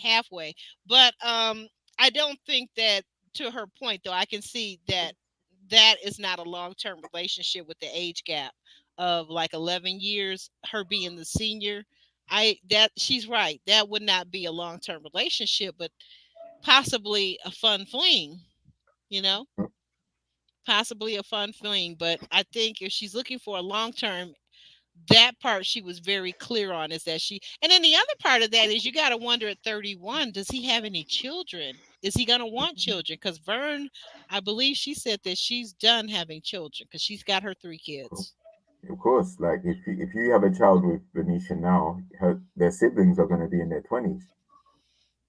Yeah, That's yeah, that, that's I that's too far gone. yeah. Yeah, I don't think Vern is trying to do anything along those lines because, like you said, her kids. I think the youngest one, I think she said is 15. But yeah, that's a big age gap for children. Hmm. And as a woman in her early 40s, I'm just thinking too that the extra strain that takes on the body. I don't think she wants to have any more children. Yeah. Oh, look at you. Oh, Sean. Yeah, Mike works construction. Yeah, I got some construction Construction. over here for him to work on. The other Mm-hmm. the other It's thing though, construction. like It's the other construction. construction, yeah. Like the other thing though is Venetia ain't gonna be having no kids because that's gonna take away from her time being out socializing and mingling at 11 o'clock. Like she wants to be in the house. Exactly. Yeah, exactly. Fuck all of that. She can afford to be away from the kids now late at night because they pretty much got They're their own grown up. social life, right? Mm-hmm. And Exactly. they're able to cook and make these dinners that I don't know. I thought Fern was supposed to be the homemaker. She wanted to be the homemaker, so I'm not really sure what's really going on. Mm. Um, let's get to Mazel because that's the big one. We're talking about old players, and my title of this video is "Where Do Old Players Go?" Um, we see that Mazel is getting nervous with Shereece. Shereece tells him, "Where do we go from here?" Because she's saying, you haven't heard from you. She says, "But I heard that some other lady has heard from you." And he's like, "Well, no, I haven't called anybody." But then they get to the texting part, and he admits that, yeah, he maybe text somebody. So that's the new thing. You can say he can honestly say that he didn't call anybody, but he did text somebody. Then he starts telling her, Tamika comes over to intervene, and then he starts giving this long exaggerated story about how he had some bags that he left. He couldn't find his bags. He was waiting till midnight, and that Vernicia was concerned about him. And I'm going, wait a minute, what in the heck is going on?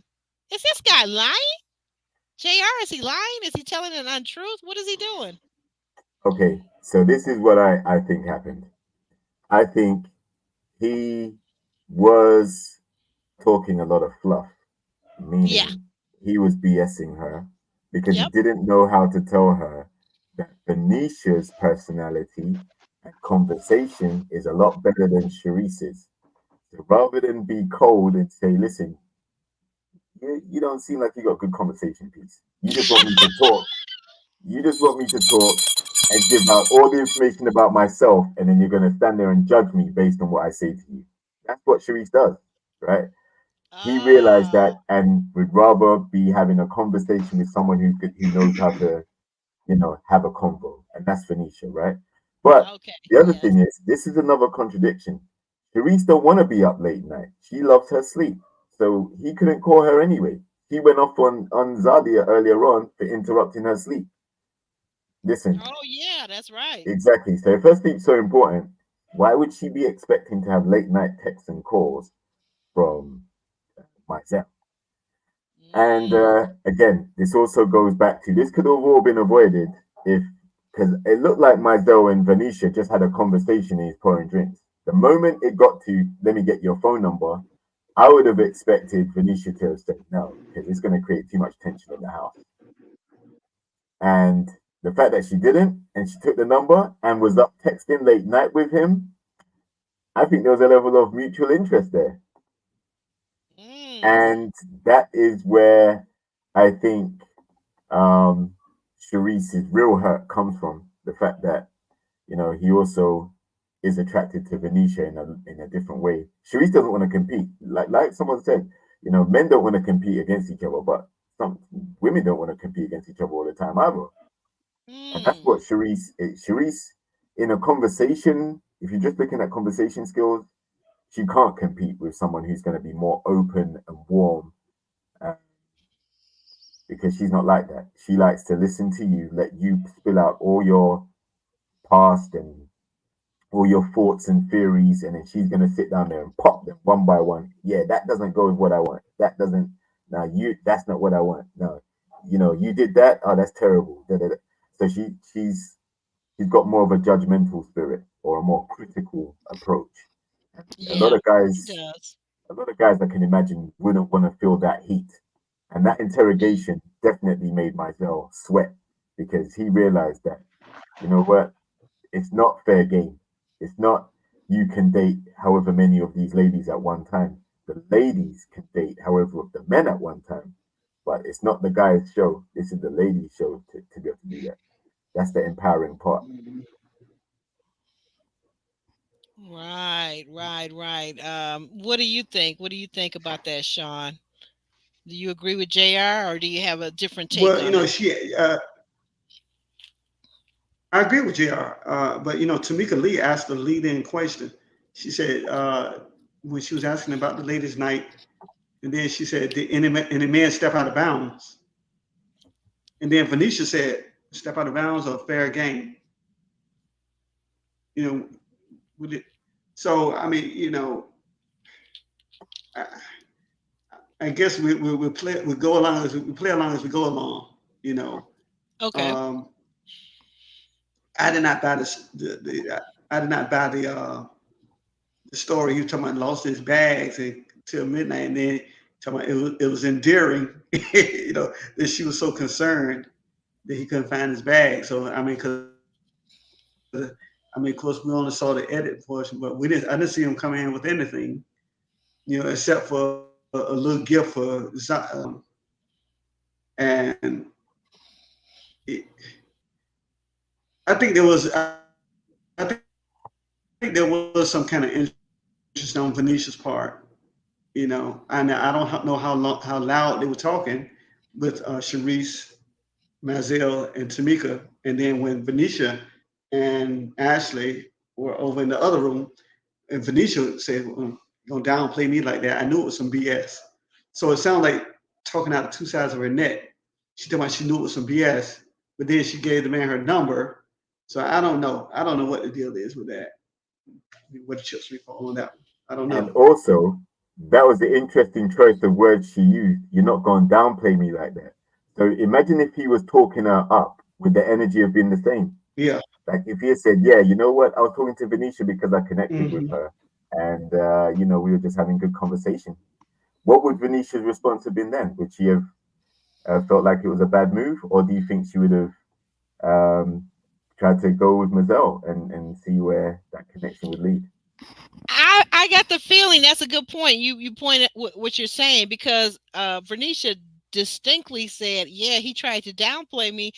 I'm in agreement with her though on that. I think it sounds maybe a little egotistical as we're listening to it play back. But what I felt she was saying was this: you're not going to try to talk to me, ask me for my number so that we can talk, and you can text me up and with all those what you doing, good morning, gorgeous, and all those little fake copy and paste texts that men send women every single morning. You're not going to do that to try to get my number, but then when you're being held accountable in front of the camera, say, "Oh yeah, my bags were lost," and Vernicia, she was being all sweet and kind and she was helping me out. You're not going to downplay that you actually had a romantic and a physical attraction to me, and you wanted my number just because now all of a sudden it's about your bag. No, that's what you're not going to do. And maybe that Right. is, yeah, just a little egotistical on our part, but what we're saying is that you're going to profess that you like us, and you're not going to downplay it, because if you do, you really what you're really showing us is you have no integrity. You're a liar. You're a liar. Plain Right. and Yeah. simple. Yeah. I can definitely understand that, but you know, he was in the kitchen getting fried by Shereece and Tamika about this, and I don't think he wanted to come clean as to what his true intentions were with Venetia, like the true attraction that he may have with her. And I think he should have. I think he should have said, "Listen, I thought it was fair game, and I think Venetia's fine. So that's why I took her number." And she gave me her number because there was mutual interest, And then I would have left it to Venetia to explain why she gave her phone number in the first place to a guy that he knew was there for Shereece. Now that's a good point, because that part I don't think we saw in this episode, and maybe they'll save it for the next episode. But I don't think that was ever addressed. But to be fair, like, I'm going to bring the heat for Mizell not being honest, that he really physically was attracted or romantically, physically, both of those things attracted to Vernisha and wanted to talk with her. And to your point, JR, you make a very good point. Vernisha is definitely the better conversationalist between her and Shereece any day of the week, right? Twice on Sunday. But to your point though, Vernisha could have been a little more forthright with her girl Shereece and said, hey, this is what happened. He asked me, and I did I feel like he had this swag. And since Tamika told us that anything is the men are fair game, just been a little bit more upfront and have a little bit more conversation. And we don't know what they said that was edited out, but we just know that she kind of just told her, kind of very matter of fact, that yeah, he asked me and I gave it to him. So definitely you The men don't are get the fair. feeling that The men Vernisha are. really, really, Go on, sorry. really, yeah, I just want to finish this one part, JR, and then you can talk. I don't feel, you don't get the feeling that Vernisha really has a lot of fondness for Shereece, to be fair, either. But go ahead. The men are fair game, but the women No. aren't. That's what it is. Well, yeah, that's a good point. I think they are. I think it's just that the women on this show, the way it seems to be set up, is that the men should be accountable. But I think that's, like I said, I think that's across the board. I think that Vernisha was, at least Vernisha did tell, she did tell Shereece, right? Yeah, Shereece, okay, if you look at it, so Mizelle did not tell Shereece. This is the part where we women are getting upset. Mizelle did not ever tell, and if Vernisha hadn't told Shereece, Shereece would have never been the wiser. You see what we're saying? He's trying to be sneaky about it. right. Yeah, that's true. And Venetia was upfront about it. And you can pick your poison. Would you rather someone tell you in front of your face, listen, I got your man on my phone and he's blowing up my phone and we're texting back and forth all night?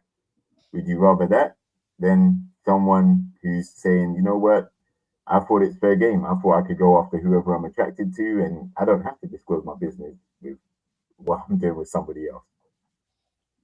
Me, I always want to know. I like to be in the light and not the dark. So, because at the point where, because remember now, Shereece has already let this man kiss her on the forehead, which she has told us in confessional is not, or she said it, actually, I think to the other ladies, this is not something that she normally does. And we can all agree that we see that in Shereece. She's, all of these women, particularly Shereece and Ashley, are very guarded, right? So by the time she's letting this man kiss her on the forehead and she's actually talking him up like, I think I could like him. Let's assume that Mizelle, if he has children, he probably does. But let's assume at 55, his kids are probably grown and gone, right? So why wouldn't she like him? I mean, I just rather know. Like, if Alex is kissing on somebody, I'm sorry, I'm in Mizelle. If Mizelle is kissing on somebody, I want to know about it. I don't want to be the last person to know. That makes me a fool. That makes me a fool, the laughing stock, right? Yeah. Yeah. But And more importantly than that, that means that my feelings are going to get crushed. Yeah. I get that. But but listen, can I ask this question? Sharice was sitting on the couch with one dude, and the guy tried to put his arm on her, and she said, did I give you permission to talk to me, to touch me like that?" Right? That happened Right. on the same day when Mizell put his arm around her and kissed her on the forehead or whatever. So it depends how much he likes you. Just like in most cases, if someone likes you, then they'll allow it. If they don't like you, then they'll close it, shut it down. And to show Orchid, it amazes you how I always find a way to make Shereece the villain. I haven't made Shereece the villain at all. I'm saying, if anything, if you want to call someone a villain, I'm saying Mizell and Venetia are the villains in this instance, not Shereece. Because if they exchanged numbers, they both knew that Shereece had interest in Mizell to some level because he was there for her. So they both were culpable. So I'm not trying to make a Shereece a villain. Not in this instance. Just saying, Venetia seems like the more warmer, more friendlier conversation. And so I'm not surprised that Mizell did that. JR, Miss Show But Orchard, she has something to say to you. It's on the screen, so you can digest that while Yeah, while that's what I just responded to. Oh, okay. Okay. All right, then you did. Okay. Sean, you were about to say something. We're sorry to keep cutting you off. Go ahead. Well, okay, that's fine. That's fine. Well, let me say this. Could it been, I'm just take the opposite approach. Could it have been that Manziel thought that Benicio was fair game because Shereece had Manziel and Dancy at the party? Mm-hmm. That could be true too. Number two, could it have been that because Manziel didn't do anything any different for Venetia than he did for Shereece. He wouldn't got Shereece a drink. He wouldn't got Venetia a drink, finish her drink off for her. Mm-hmm. So hey, he just said, I was just being friendly. Just being friendly. Could very well be So true. I mean, she had two people. I mean, he didn't have anybody. He didn't know where he stood. He didn't know where he stood with her. I'm just playing the devil's advocate on that. Mm-hmm. That's very true, Sean. That's Venetia interesting. did have less connections at the party, that's for sure. Yeah, Danzy and was there. I can definitely agree with what you just said, man. I can see that. Well, so I want to get the consensus on you. We don't know whether he saw that. Whether he saw what now? I'm sorry. We don't know whether he saw it with him. The guy have his hand. We don't know whether he saw it. The guy hand his hand around with Shereece. He might have seen that and said, "Hey, look." So you're saying that maybe he saw that and okay, yeah. But at the same time, wouldn't he have also seen that Vernicia had both Contrail there and she had Tabari there? And Tabari, I'm sure he put his hands on her waist while he was talking to her at one point in the party. So why wouldn't he have had the same reaction to that? But that's what he means by that wasn't fair game. That wasn't his competition. That wasn't his competition. That was not his. Yeah. That wasn't his competition. And if both ladies have the same energy with different guys there, then that is fair game. There isn't, there's no one especially holding out for him. I kind of see where you guys are going with this, but somehow I don't like it. I think you guys still end up having the power no matter how we look at it. That's the thing. The men still have the power. That's why I said this whole idea that make a move. You guys, the production company, Ready to Love is blowing smoke up these women's butts. I don't care how you. Sorry for being so graphic, but that's what they're doing. They're blowing smoke up their arses, okay? Because there's no way you got the control and the power when these men are moving like sideways, vertically, bilaterally, just all kind of ways. There's just a whole lot going on here. But let's just talk about this part and we'll wrap this segment up. What did you guys think when Mazel seemed like he was actually surprised that Shereece was showing him the door and that she decided to move in a different direction? I almost fell off my sofa. I'm like, dude, did you really think she was going to do something differently? Like he looked shocked. I think he was shocked at the timing. I think he was like, wait a minute, I've only been here for 5 seconds, but yeah, like he had to go, man. There's no way he was going to rebound from that because Venetia was upset at being downplayed, and Shereece was upset that he was talking to Venetia all night and not her. So there was no way he was gonna stick around. Right. You in this private chat, you guys are a mess. We have our own show going on privately back here. It's a mess. But anyway, whatever, JR, whatever. Okay. So guys got me all lost. Sean, what did you think about that? Why was he shocked? Why did Mizell have the nerve to be surprised and shocked that he was being shown the door? Well, I mean, I guess he felt like he did nothing wrong. He felt like his story was believable to him, of course. And he felt like only. I guess he felt like he was. I guess he felt like he was jumped, by Tamika and Shereece. I don't know how Venetia felt around with him. I mean, it'll be up to Venetia whether to text him back or not. I don't know if they're going to continue communication or not We'll see. So it's going to be very interesting. I think that he had his feelings hurt. That's why he said, "All right, see you later. All right, bye." You know, and I don't know. I don't know. Well, Yeah. he also is 55 or something like that. So, you know, Yeah, he is. he Oh he's going yeah. to be held to a standard of you're too old to be playing about with different women. That's what I think. I definitely think that. I feel like we had two players in this episode, and he was just one of them. You got a player that, some people may say he's not quite old yet because he's under 40, but I mean, I feel like you've been dating since you were a teenager. So by the time you hit 40, that's about 20 plus years that you've been doing this. So you're a veteran.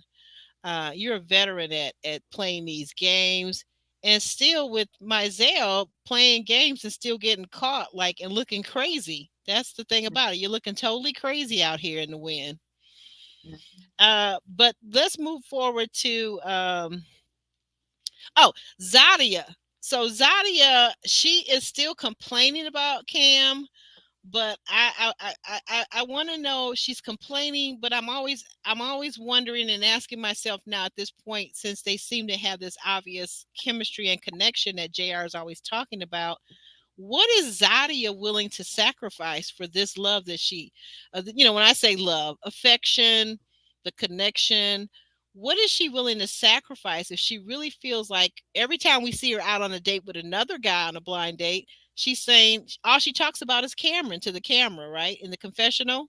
So now if Cameron is the one, what has she thought about? Has she thought forward to the future? Am I willing to move down here to the South? Because Cameron has clearly said that he's not moving to DC. And he's a busy guy, so if she does move down to New Orleans, then how much time are they going to spend together? That's true. That is true. I would think now if you're moving down there, so how are the young people doing it nowadays? Because I've never done the shacking up thing, but I'm thinking that if they're going to talk for a while after the show is over and she actually commits to moving down there, wouldn't she be moving in with him? So would they be living together, cohabitating? So then that Mhm, automatically builds in a little bit more time because you got to see each other every day. mhm. What do you guys think Mm, about that idea? Because I just don't see her moving down there just to get a place to live alone again. Like you can just stay in DC if that's the case. exactly. Well, And God, Sean. Zadia's commitment is only as strong as Camille's approval. That's true. Ooh. Did you hear that, Zadia? Ooh. I've been wondering about that too because when Camille came down to meet Cameron, it seemed like whatever Camille says is what you're right. It does seem like that's what Zadia is going to go along with. But like, why? You're a full grown woman. Why do you have to get approval from somebody that's not even your mother? This is a friend, a equal, a peer. Why do you need her approval? She's got a whole relationship with a Right. guy that she met on the show that you were both on. They're not even married yet. They're not even engaged. So how is she telling you what to do? Mm-mm. Mhm. I don't know. Yeah, yeah, we're gonna come to that. I see somebody wrote I in the chat. guess. Yeah, go ahead, Sean. Go ahead. Oh, I was just saying that I mean sometimes when you got that people in your life as friends, then sometimes they try to run your life for you. I mean, they give you unsolicited advice, and the next thing you know, they got control of your life. No, you don't need to move there. He need to move here. So. He can move here. Yeah, they tried to What's push wrong it. with him moving here? Just gonna rewrite the whole show. Yeah, yeah, and Gonna gonna rewrite the rewrite whole her show whole for life. her, right? Right. They're gonna rewrite her whole life because Mhm. basically, you all of us, I feel like as women, all of us, mostly all of us, have had girlfriends and associates, female associates that we entertain, that we know whenever we meet a guy and the guy likes us, that associate and that friend is in your life solely to tell you why it's not going to work out and giving you bad advice. And so that's when your wisdom has to kick in and you have to determine, is this friend or foe? Just like with Ashley and Stormy, you got to figure out if this is friend or foe. And am I going to listen? Is this wisdom? Are they giving me wise advice? Does this person even have a man in their life? Are they even in a committed relationship? Are they engaged? Are they in fact married? Do they seem to have a healthy relationship? These are all things that you need to be asking yourself. And then you really need to have some wisdom of your own where you can independently look at your relationship and make your own decisions. I don't think that I'm going to rely on one person to make my decision, especially if that person isn't my mother who's no longer here with me. I'm not relying on any other female friends to make my decision romantically. I'm not going to do that. I think that's a tough one because Camille is still True. with Cornelius, and that Hmm. relationship has lasted for a couple of years now, I guess. Yes. So I think Camille may be speaking from a position of experience, having gone through the dating show process and still being with her man that she left with. Um, but I didn't like at the time the way they tried to flip it to make it seem like, why doesn't Cam come to DMV? No, the show is to move to New Orleans. And I Right. think career wise, it may not be. I mean, obviously, if she's successful where she is, then it's going to be a huge sacrifice, right? And I assume she is. Starting over from scratch is going to be difficult no matter what. But the field that he is in, which is pharmaceuticals, he may be able to tie that into her business and hit the ground running if he has connections that may help in the fitness industry. So Yeah. He it could said be an though, intriguing.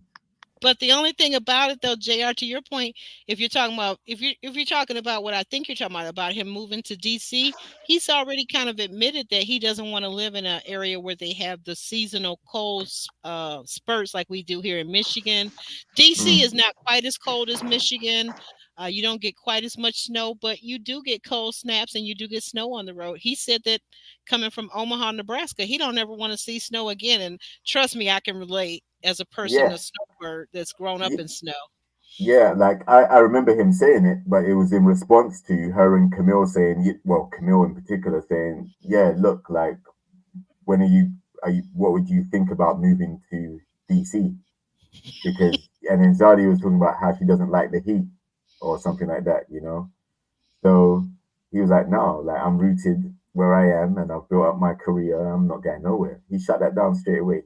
Like he ain't going nowhere. And the onus isn't for any of the guys to move and relocate to Houston or DMV or Atlanta or wherever the ladies are from. Right, The whole right, premise is that these ladies are prepared to date these guys, and if they find a connection, then they'll move from where they are from to go and be with these guys.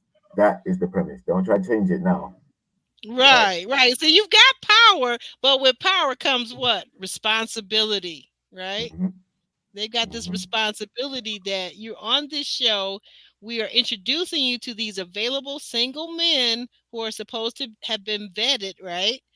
But the onus is that if you fall for any of them, if you make a deep connection, if you feel like you really want to be with these men and build something, you are responsible for moving here. That's on you. I can't wait till they do this show and flip it around and Mm-hmm. put the guys on and then bring in 24 women. I just can't wait. I don't think they're gonna do that. There goes my bell.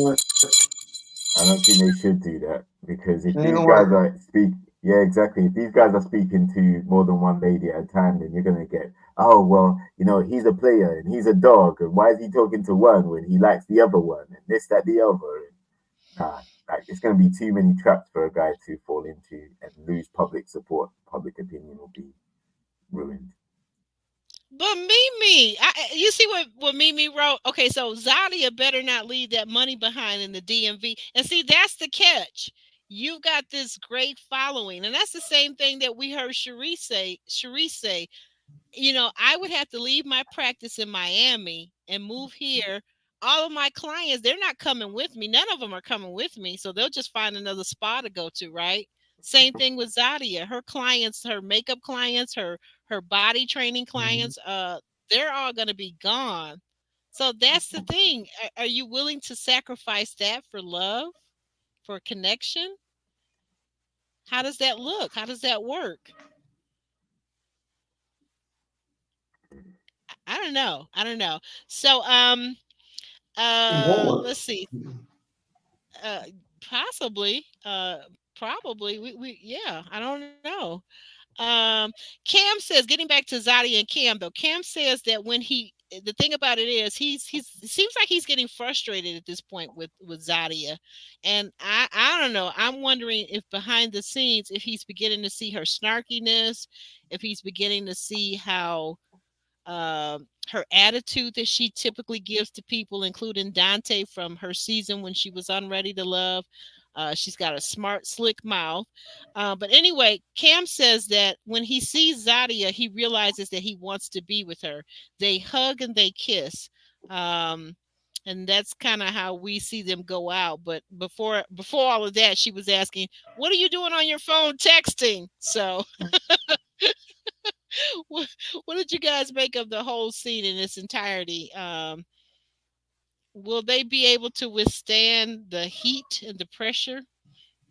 Well, she might have thought that he was texting another lady or one of the ladies in the house, considering how Mizell and Phoenicia have been, carrying on behind Shereese's back, right?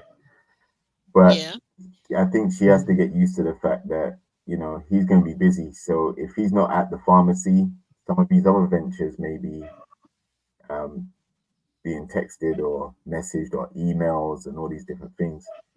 And to be honest, it didn't look like he was doing it during their conversation. It looked no, like he was on the couch in his phone, and then she came over and sat down and then asked him. So I think there's a difference. Like if he was in his phone while they were talking, then I think there would have been more of a significant, reason to respond to yeah, that's true. That's true. Any thoughts on that part of the episode, Sean? Well, exactly. I mean, I agree with what JR said because now it could go one or two ways.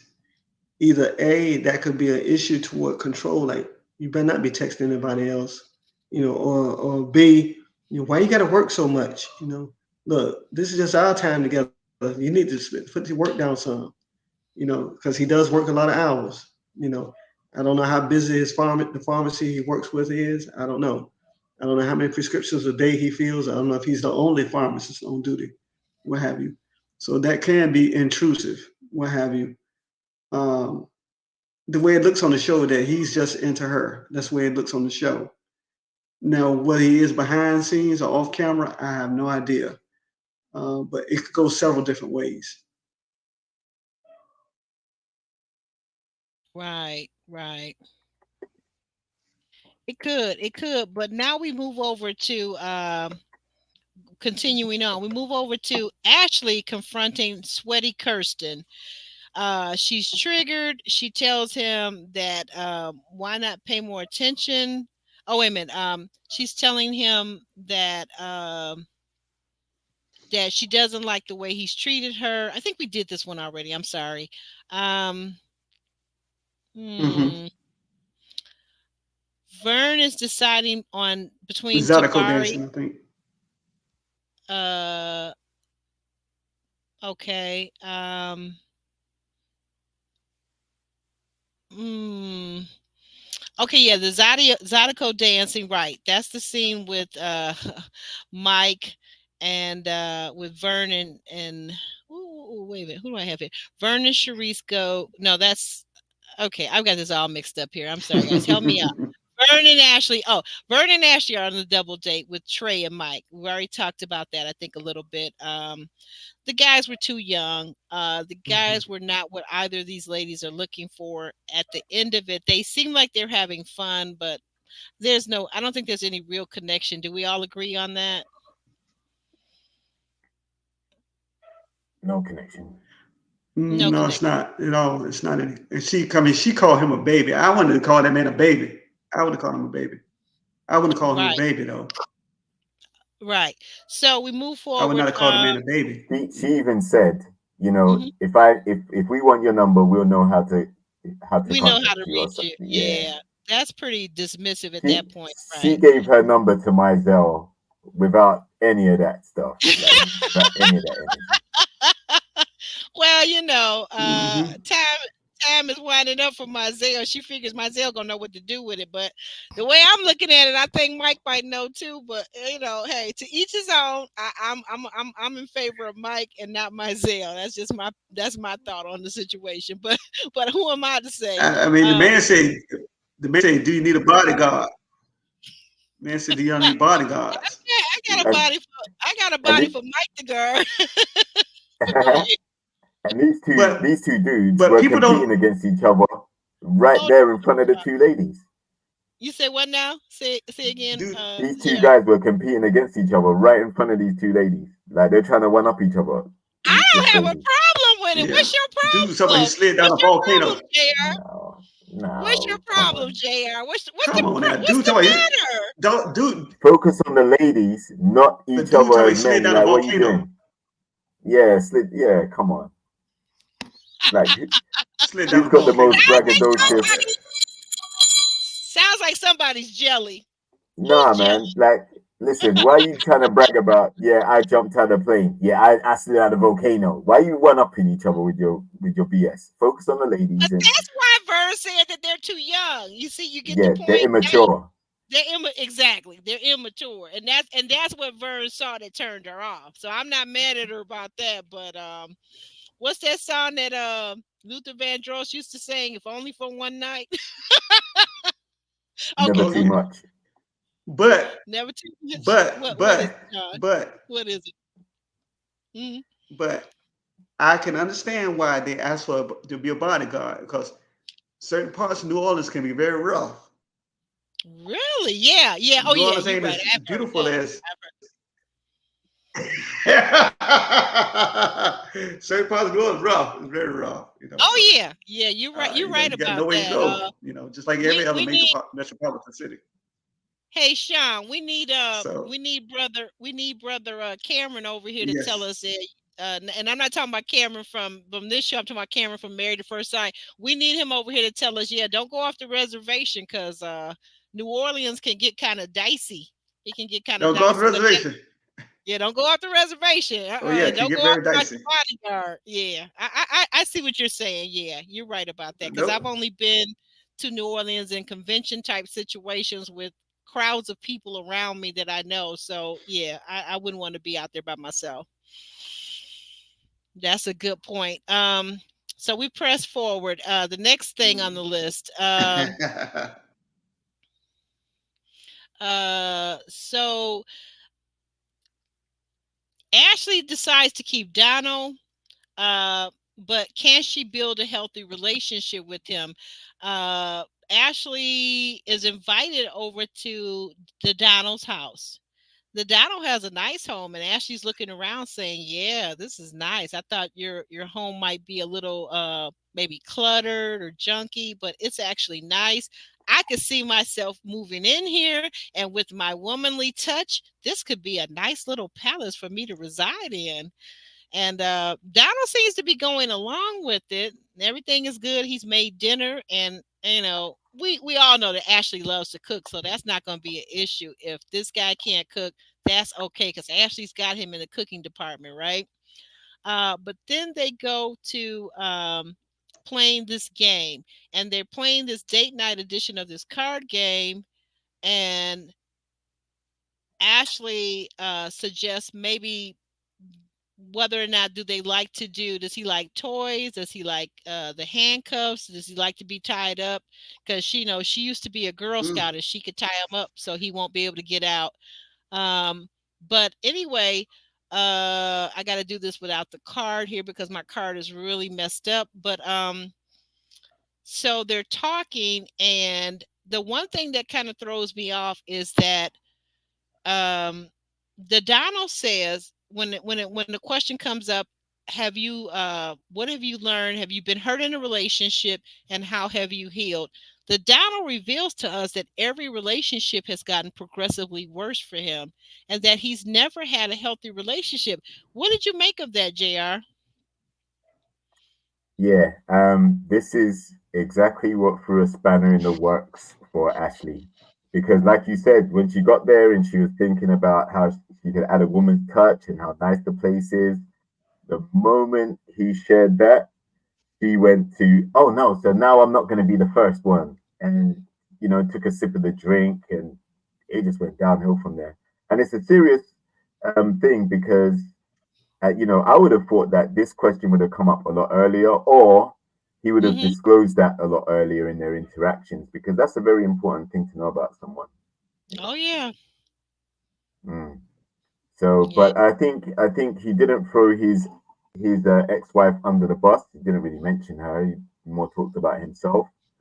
But actually, that's a shot to her ego. You can tell. Like now, she's gonna wonder probably what she looked like. Why did it end? What happened, how long were they together. She's gonna go through all of that, and I don't think that's gonna be helpful for her self-esteem and her ego and the way that she fluctuates in her emotions so frequently. Fluctuates. That's a very good word as it relates to Ashley. But also, I mean, what do you think about him saying that he's had all these unhealthy relationships? Do you think that together he and Ashley might be able to heal together? Is that possible? No, because I think if they do base their relationship or gear it around that, then there might be some trauma bonding, which is never a good thing. I mean, it's good to a certain level where you can empathize with what each other's gone through, but if that's the basis of your relationship, then it's not going to work. But I think it's a red flag because he is the common denominator in all those relationships. So if he's never had a good relationship before, he's the only one that's been in all of those different relationships and they've all ended the same way. That's what I took from it. So, you know, Mm. it, Oh, wait it, a minute. So you're saying that he's the common denominator? Is that what you're yeah, saying, yeah, JR? yeah, yeah. Ooh. Yep, yep. Well, maybe his picker is off like Ashley's picker seems to Right. be And off. that happens, but that's a flaw then, right? Like if your picker is off, then Yeah. what steps are you taking to change that to make sure your picker is actually gonna point you to the right direction this time? That's a good question. Maybe that is why Donald is so attracted to Ashley. Maybe they are, after having had all this conversation and the texting that they've been doing since he's been off the show, maybe they've kind of come to this knowing that they've both been hurt, they've both been betrayed by other partners, and that what they bring to this situation maybe is the ability to want to commit and to be genuine with one another. That's what I'm feeling. Yeah, But I don't know if Ashley will be able to get out of her own way though, because that's it. Ashley, whenever she thinks something's about to go south, or if anybody gives her a little whisper of an inkling that something is not the way she thinks it should be, Ashley's willing to jump ship like she did with hmm Donald earlier, right? hmm Yeah, and that's what I mean. I think if you have a shared experience, then that's one thing. You have that in common, right? But Right. you have to also be able to put those previous relationships in the past so that you can build for your future relationships. So there's no going back to, oh well, this person was like this and this is why you didn't work out, or what did she look Mhm. like, or how did this happen, or where did you go on your first date, or have you been here before with your ex-wife, or and those are the type of things that would make Ashley, in my opinion, insecure. Like If you tell her that Ah, type of information, it's going to stay in her mind, and she's always going to have that there from now on. I I th- whereas I think mhm. um, someone more comfortable in who they are, they're not going Yes. to worry about the past. They're going to be like, "Well, I've met you now at this stage in your life. Let's see what we can build going forward." Yeah, somebody more comfortable in their skin or more confident. I could see that. I could see that. I'm trying to understand too, though, because isn't Ashley, I think, 35 or 36 at this point? You know, she's been off the show. She was on Ready to Love 5 seasons ago, 5 years ago. So she's about 35 or 36. So 35 or 36, if you're dating somebody that's the same age, it's kind of 50-50 if that person will have been married before. So I don't see what the big deal is other than if she's saying that he hasn't told her and they've been talking for 3, 4, 5 weeks and they've been talking on a daily basis. That does seem like something that you would have shared with the person you're dating early on. So I'm not so sure if I'm really buying that he didn't talk to her about that. I don't know if this is a production driven plot line, but I'm not buying that. That if I meet you, you're not telling me after 3 or 4 dates or us talking on the phone daily that you haven't confided in me that you've been married before and you're now divorced, and that I haven't shared with you my dating history and the fact that I've been married and divorced. I'm not understanding that. Mm. And well, maybe she got rid of him before they got into that type of in-depth discussion. Yeah, but she says in the scene prior to this, she says in the scene where she's talking that she says that they've been talking. She tells the women that they've been talking daily. So what are you talking about? I Not mean, that. I get that we're talking about the present and we're trying to delve into and learn about each other, but isn't part of learning about each other, it's all stuff that you've done in your past, because what are we doing? Predicting the future? Well, in the future, I'm going to be an astronaut and I'm going to have 10 kids. I mean, what are we talking about? Mm, What are they talking about all day, every day? mm. I suspect it's just complimentary things, and Surface hey, how level? you do? Yeah, yeah. Because if it wasn't surface level, they would have covered that type of situation already. Yeah, true. Sean, what do you make of this? You think these people just been talking on the surface level, like day in and day out? That's no better than somebody sending me a text saying "Good morning, gorgeous." That's obnoxious. I'm sorry, that's obnoxious. That's a waste of time. It almost goes back to it almost goes back to our teenage years. What you doing? Exactly. Nothing. What you doing? Nothing. You sleep? No. You Yeah, sleep? No. And so it's I don't know. ridiculous. I mean, It's the it's the I same people you see in the store. I don't Wait know a minute, whether Sean. I gotta say this. I don't know whether Sean, it's this. he told her. It's, oh, go ahead. Okay, you don't know whether he told her. Go ahead. No, go ahead. Go ahead. Go ahead. I know it He just might have it's told. He might have told her. She probably forgot, and it could have been. oh, she forgot. You think Ashley would forget that somebody's Yeah. been married?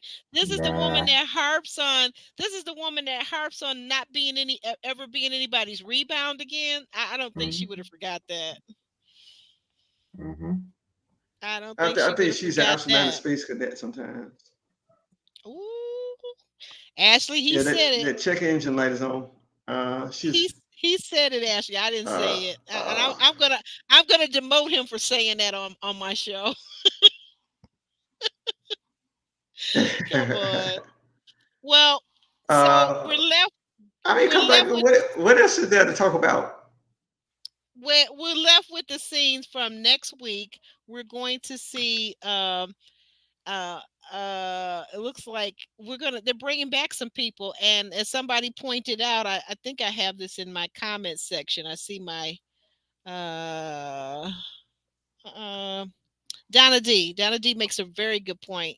That it looks like Vernicia on the next episode. It looks like Mizell is in the preview. So did anybody else notice that? Because I did. I definitely think that's Mizell, and they're bringing him Yeah. back for Venetia. Do you guys see Vernicia hooking up with Mizell? Because she says he's got swag. Oh yeah, it's fair game now. You just had to get Shereece to drop him so that Venetia could pick him Yeah. up.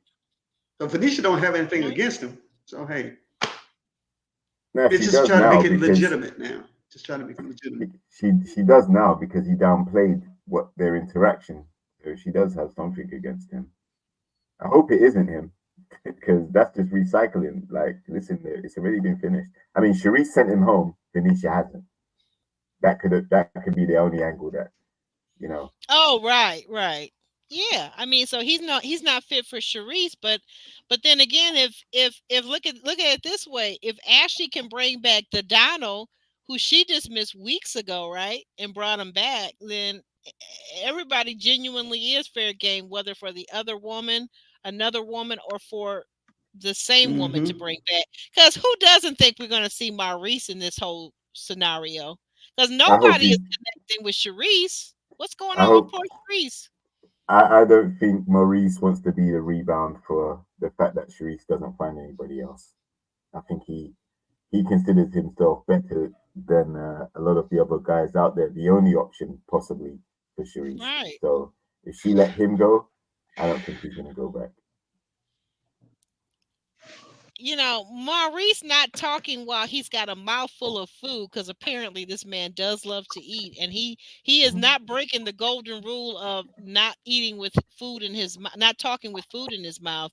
So that's something that Shereece is just going to have to lump. She's going to have to lump that and say, well, you know what? Because he got that Louis and the Gooey and the Vouis and the Louis Vuitton and all the designers, and he's well traveled, and he has the affluence and the prestige that she wants in her life. So she's going to have to lump it in the fact that he has what is it, a 22-year-old son. I mean, like, nobody is ever going to find this perfect person that ticks off all the boxes 100%, and looks the way they want, smells the way they want, has the job that they want, but still has 24 hours a day to fawn over them. None of these Mhm. women are getting any of that or all of that. They're just not. They're going to have to decide what's the priority. Exactly, because the moment one of those unicorns comes around, all of the women are going to want that guy. Oh, So they'll be knocking each other off just to get to that guy. exactly. So I think they need to be realistic. There's going to be strengths and weaknesses with all of the guys that they meet. So they just need to find the most compatible option that they have feelings for and feel like they can progress a relationship with. Mimi, you're killing me out here. You're killing me. I need an oil change. you're, you're funny.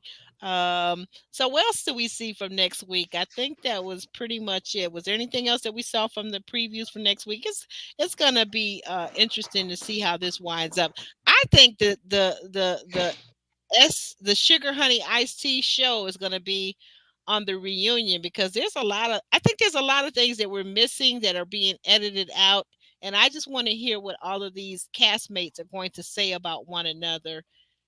I really do. And what they're going to say about, like, Keith, the whole situation between Keith and Shereece, why she xed him out because he's only been to Dallas and not anywhere else.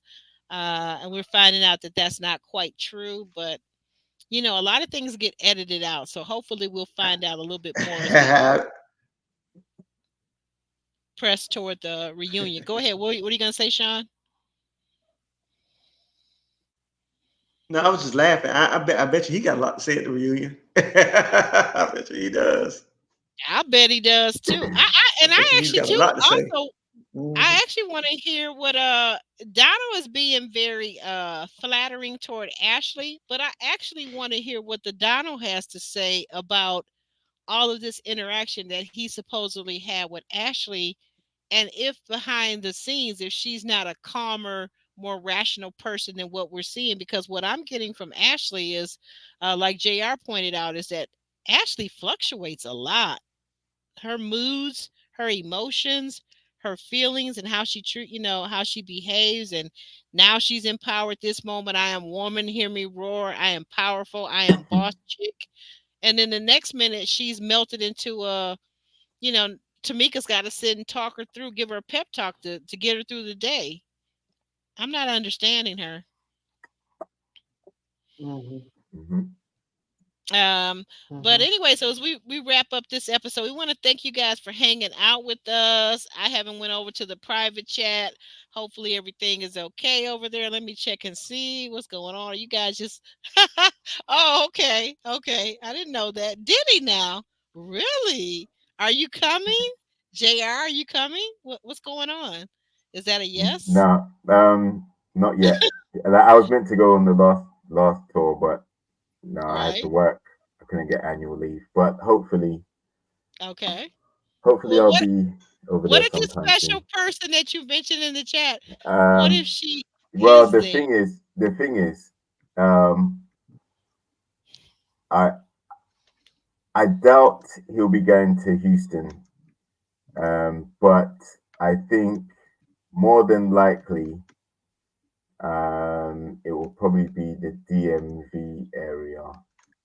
But Oh. Oh, so you I, want to meet up I'm, with I'm, Sadia? I'm, no, I might be, I'm sorry. I might be going to Illinois at some point very soon. But Ready to Love isn't there, and it's not for Ready to Love purposes.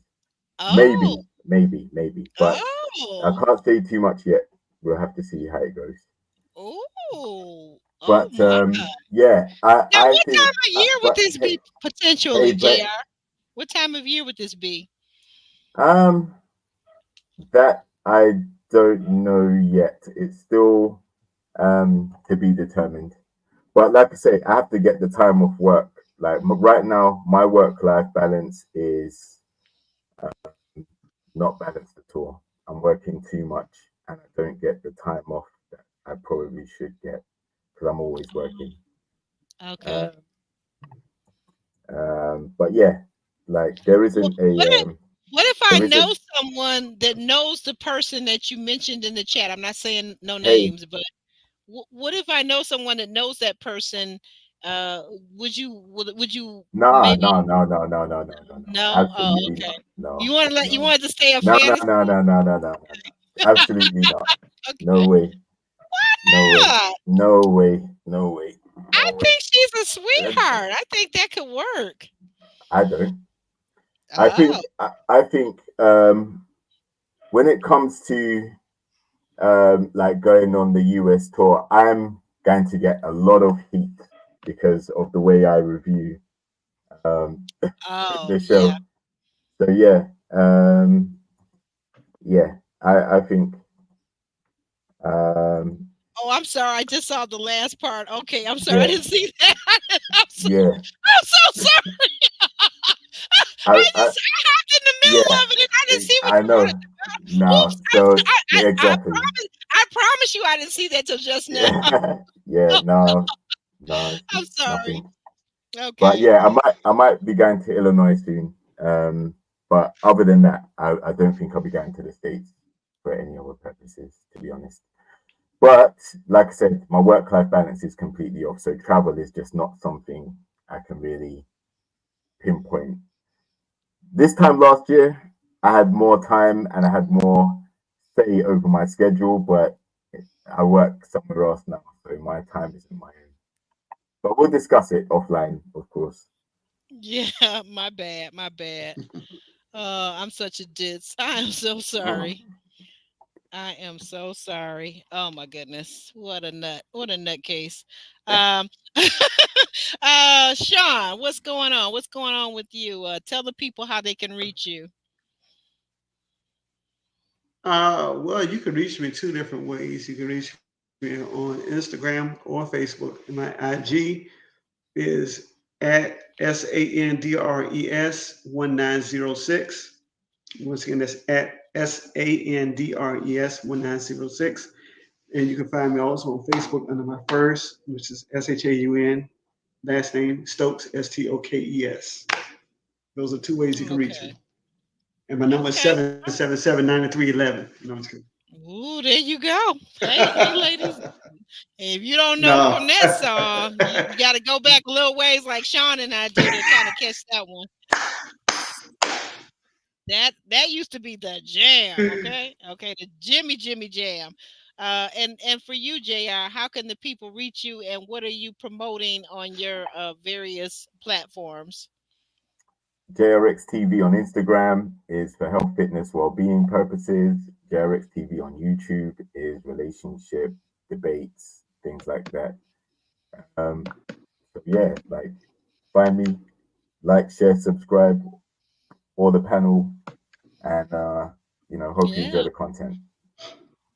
Well, I have enjoyed you two gentlemen have been a pleasure. And outside of me making that big faux pas toward the end, just pretend like you didn't hear that, guys. You didn't see that. Never mind what I said. I was totally joking. It was all a big joke. Okay. And we over here are promoting peace, love, and happiness. So we'll be back next Sunday, and all the things we'll be thinking. If you guys will just simply for free 99 today only and every day, like the video, subscribe to our channels, follow us over on social media like IG and Facebook, and those things are in my link for me. Fortunately, my mods are absent, I guess, due to the holiday, so I'll forgive them. They're wonderful. They're usually here with me, but they're absent today. But we're gonna get on out of here because we done talked about it and all the things are thinging. So if you came in halfway, then check us out on the replay and still leave us a like, and come on and jump into the comment section. That's what I want to remind you guys. Jump in that comment section because you guys have a lot to say and I want to hear what you have to say. Okay. All right. All right, guys, we're saying goodbye. JR's big smile, big smile. I love it. Peace.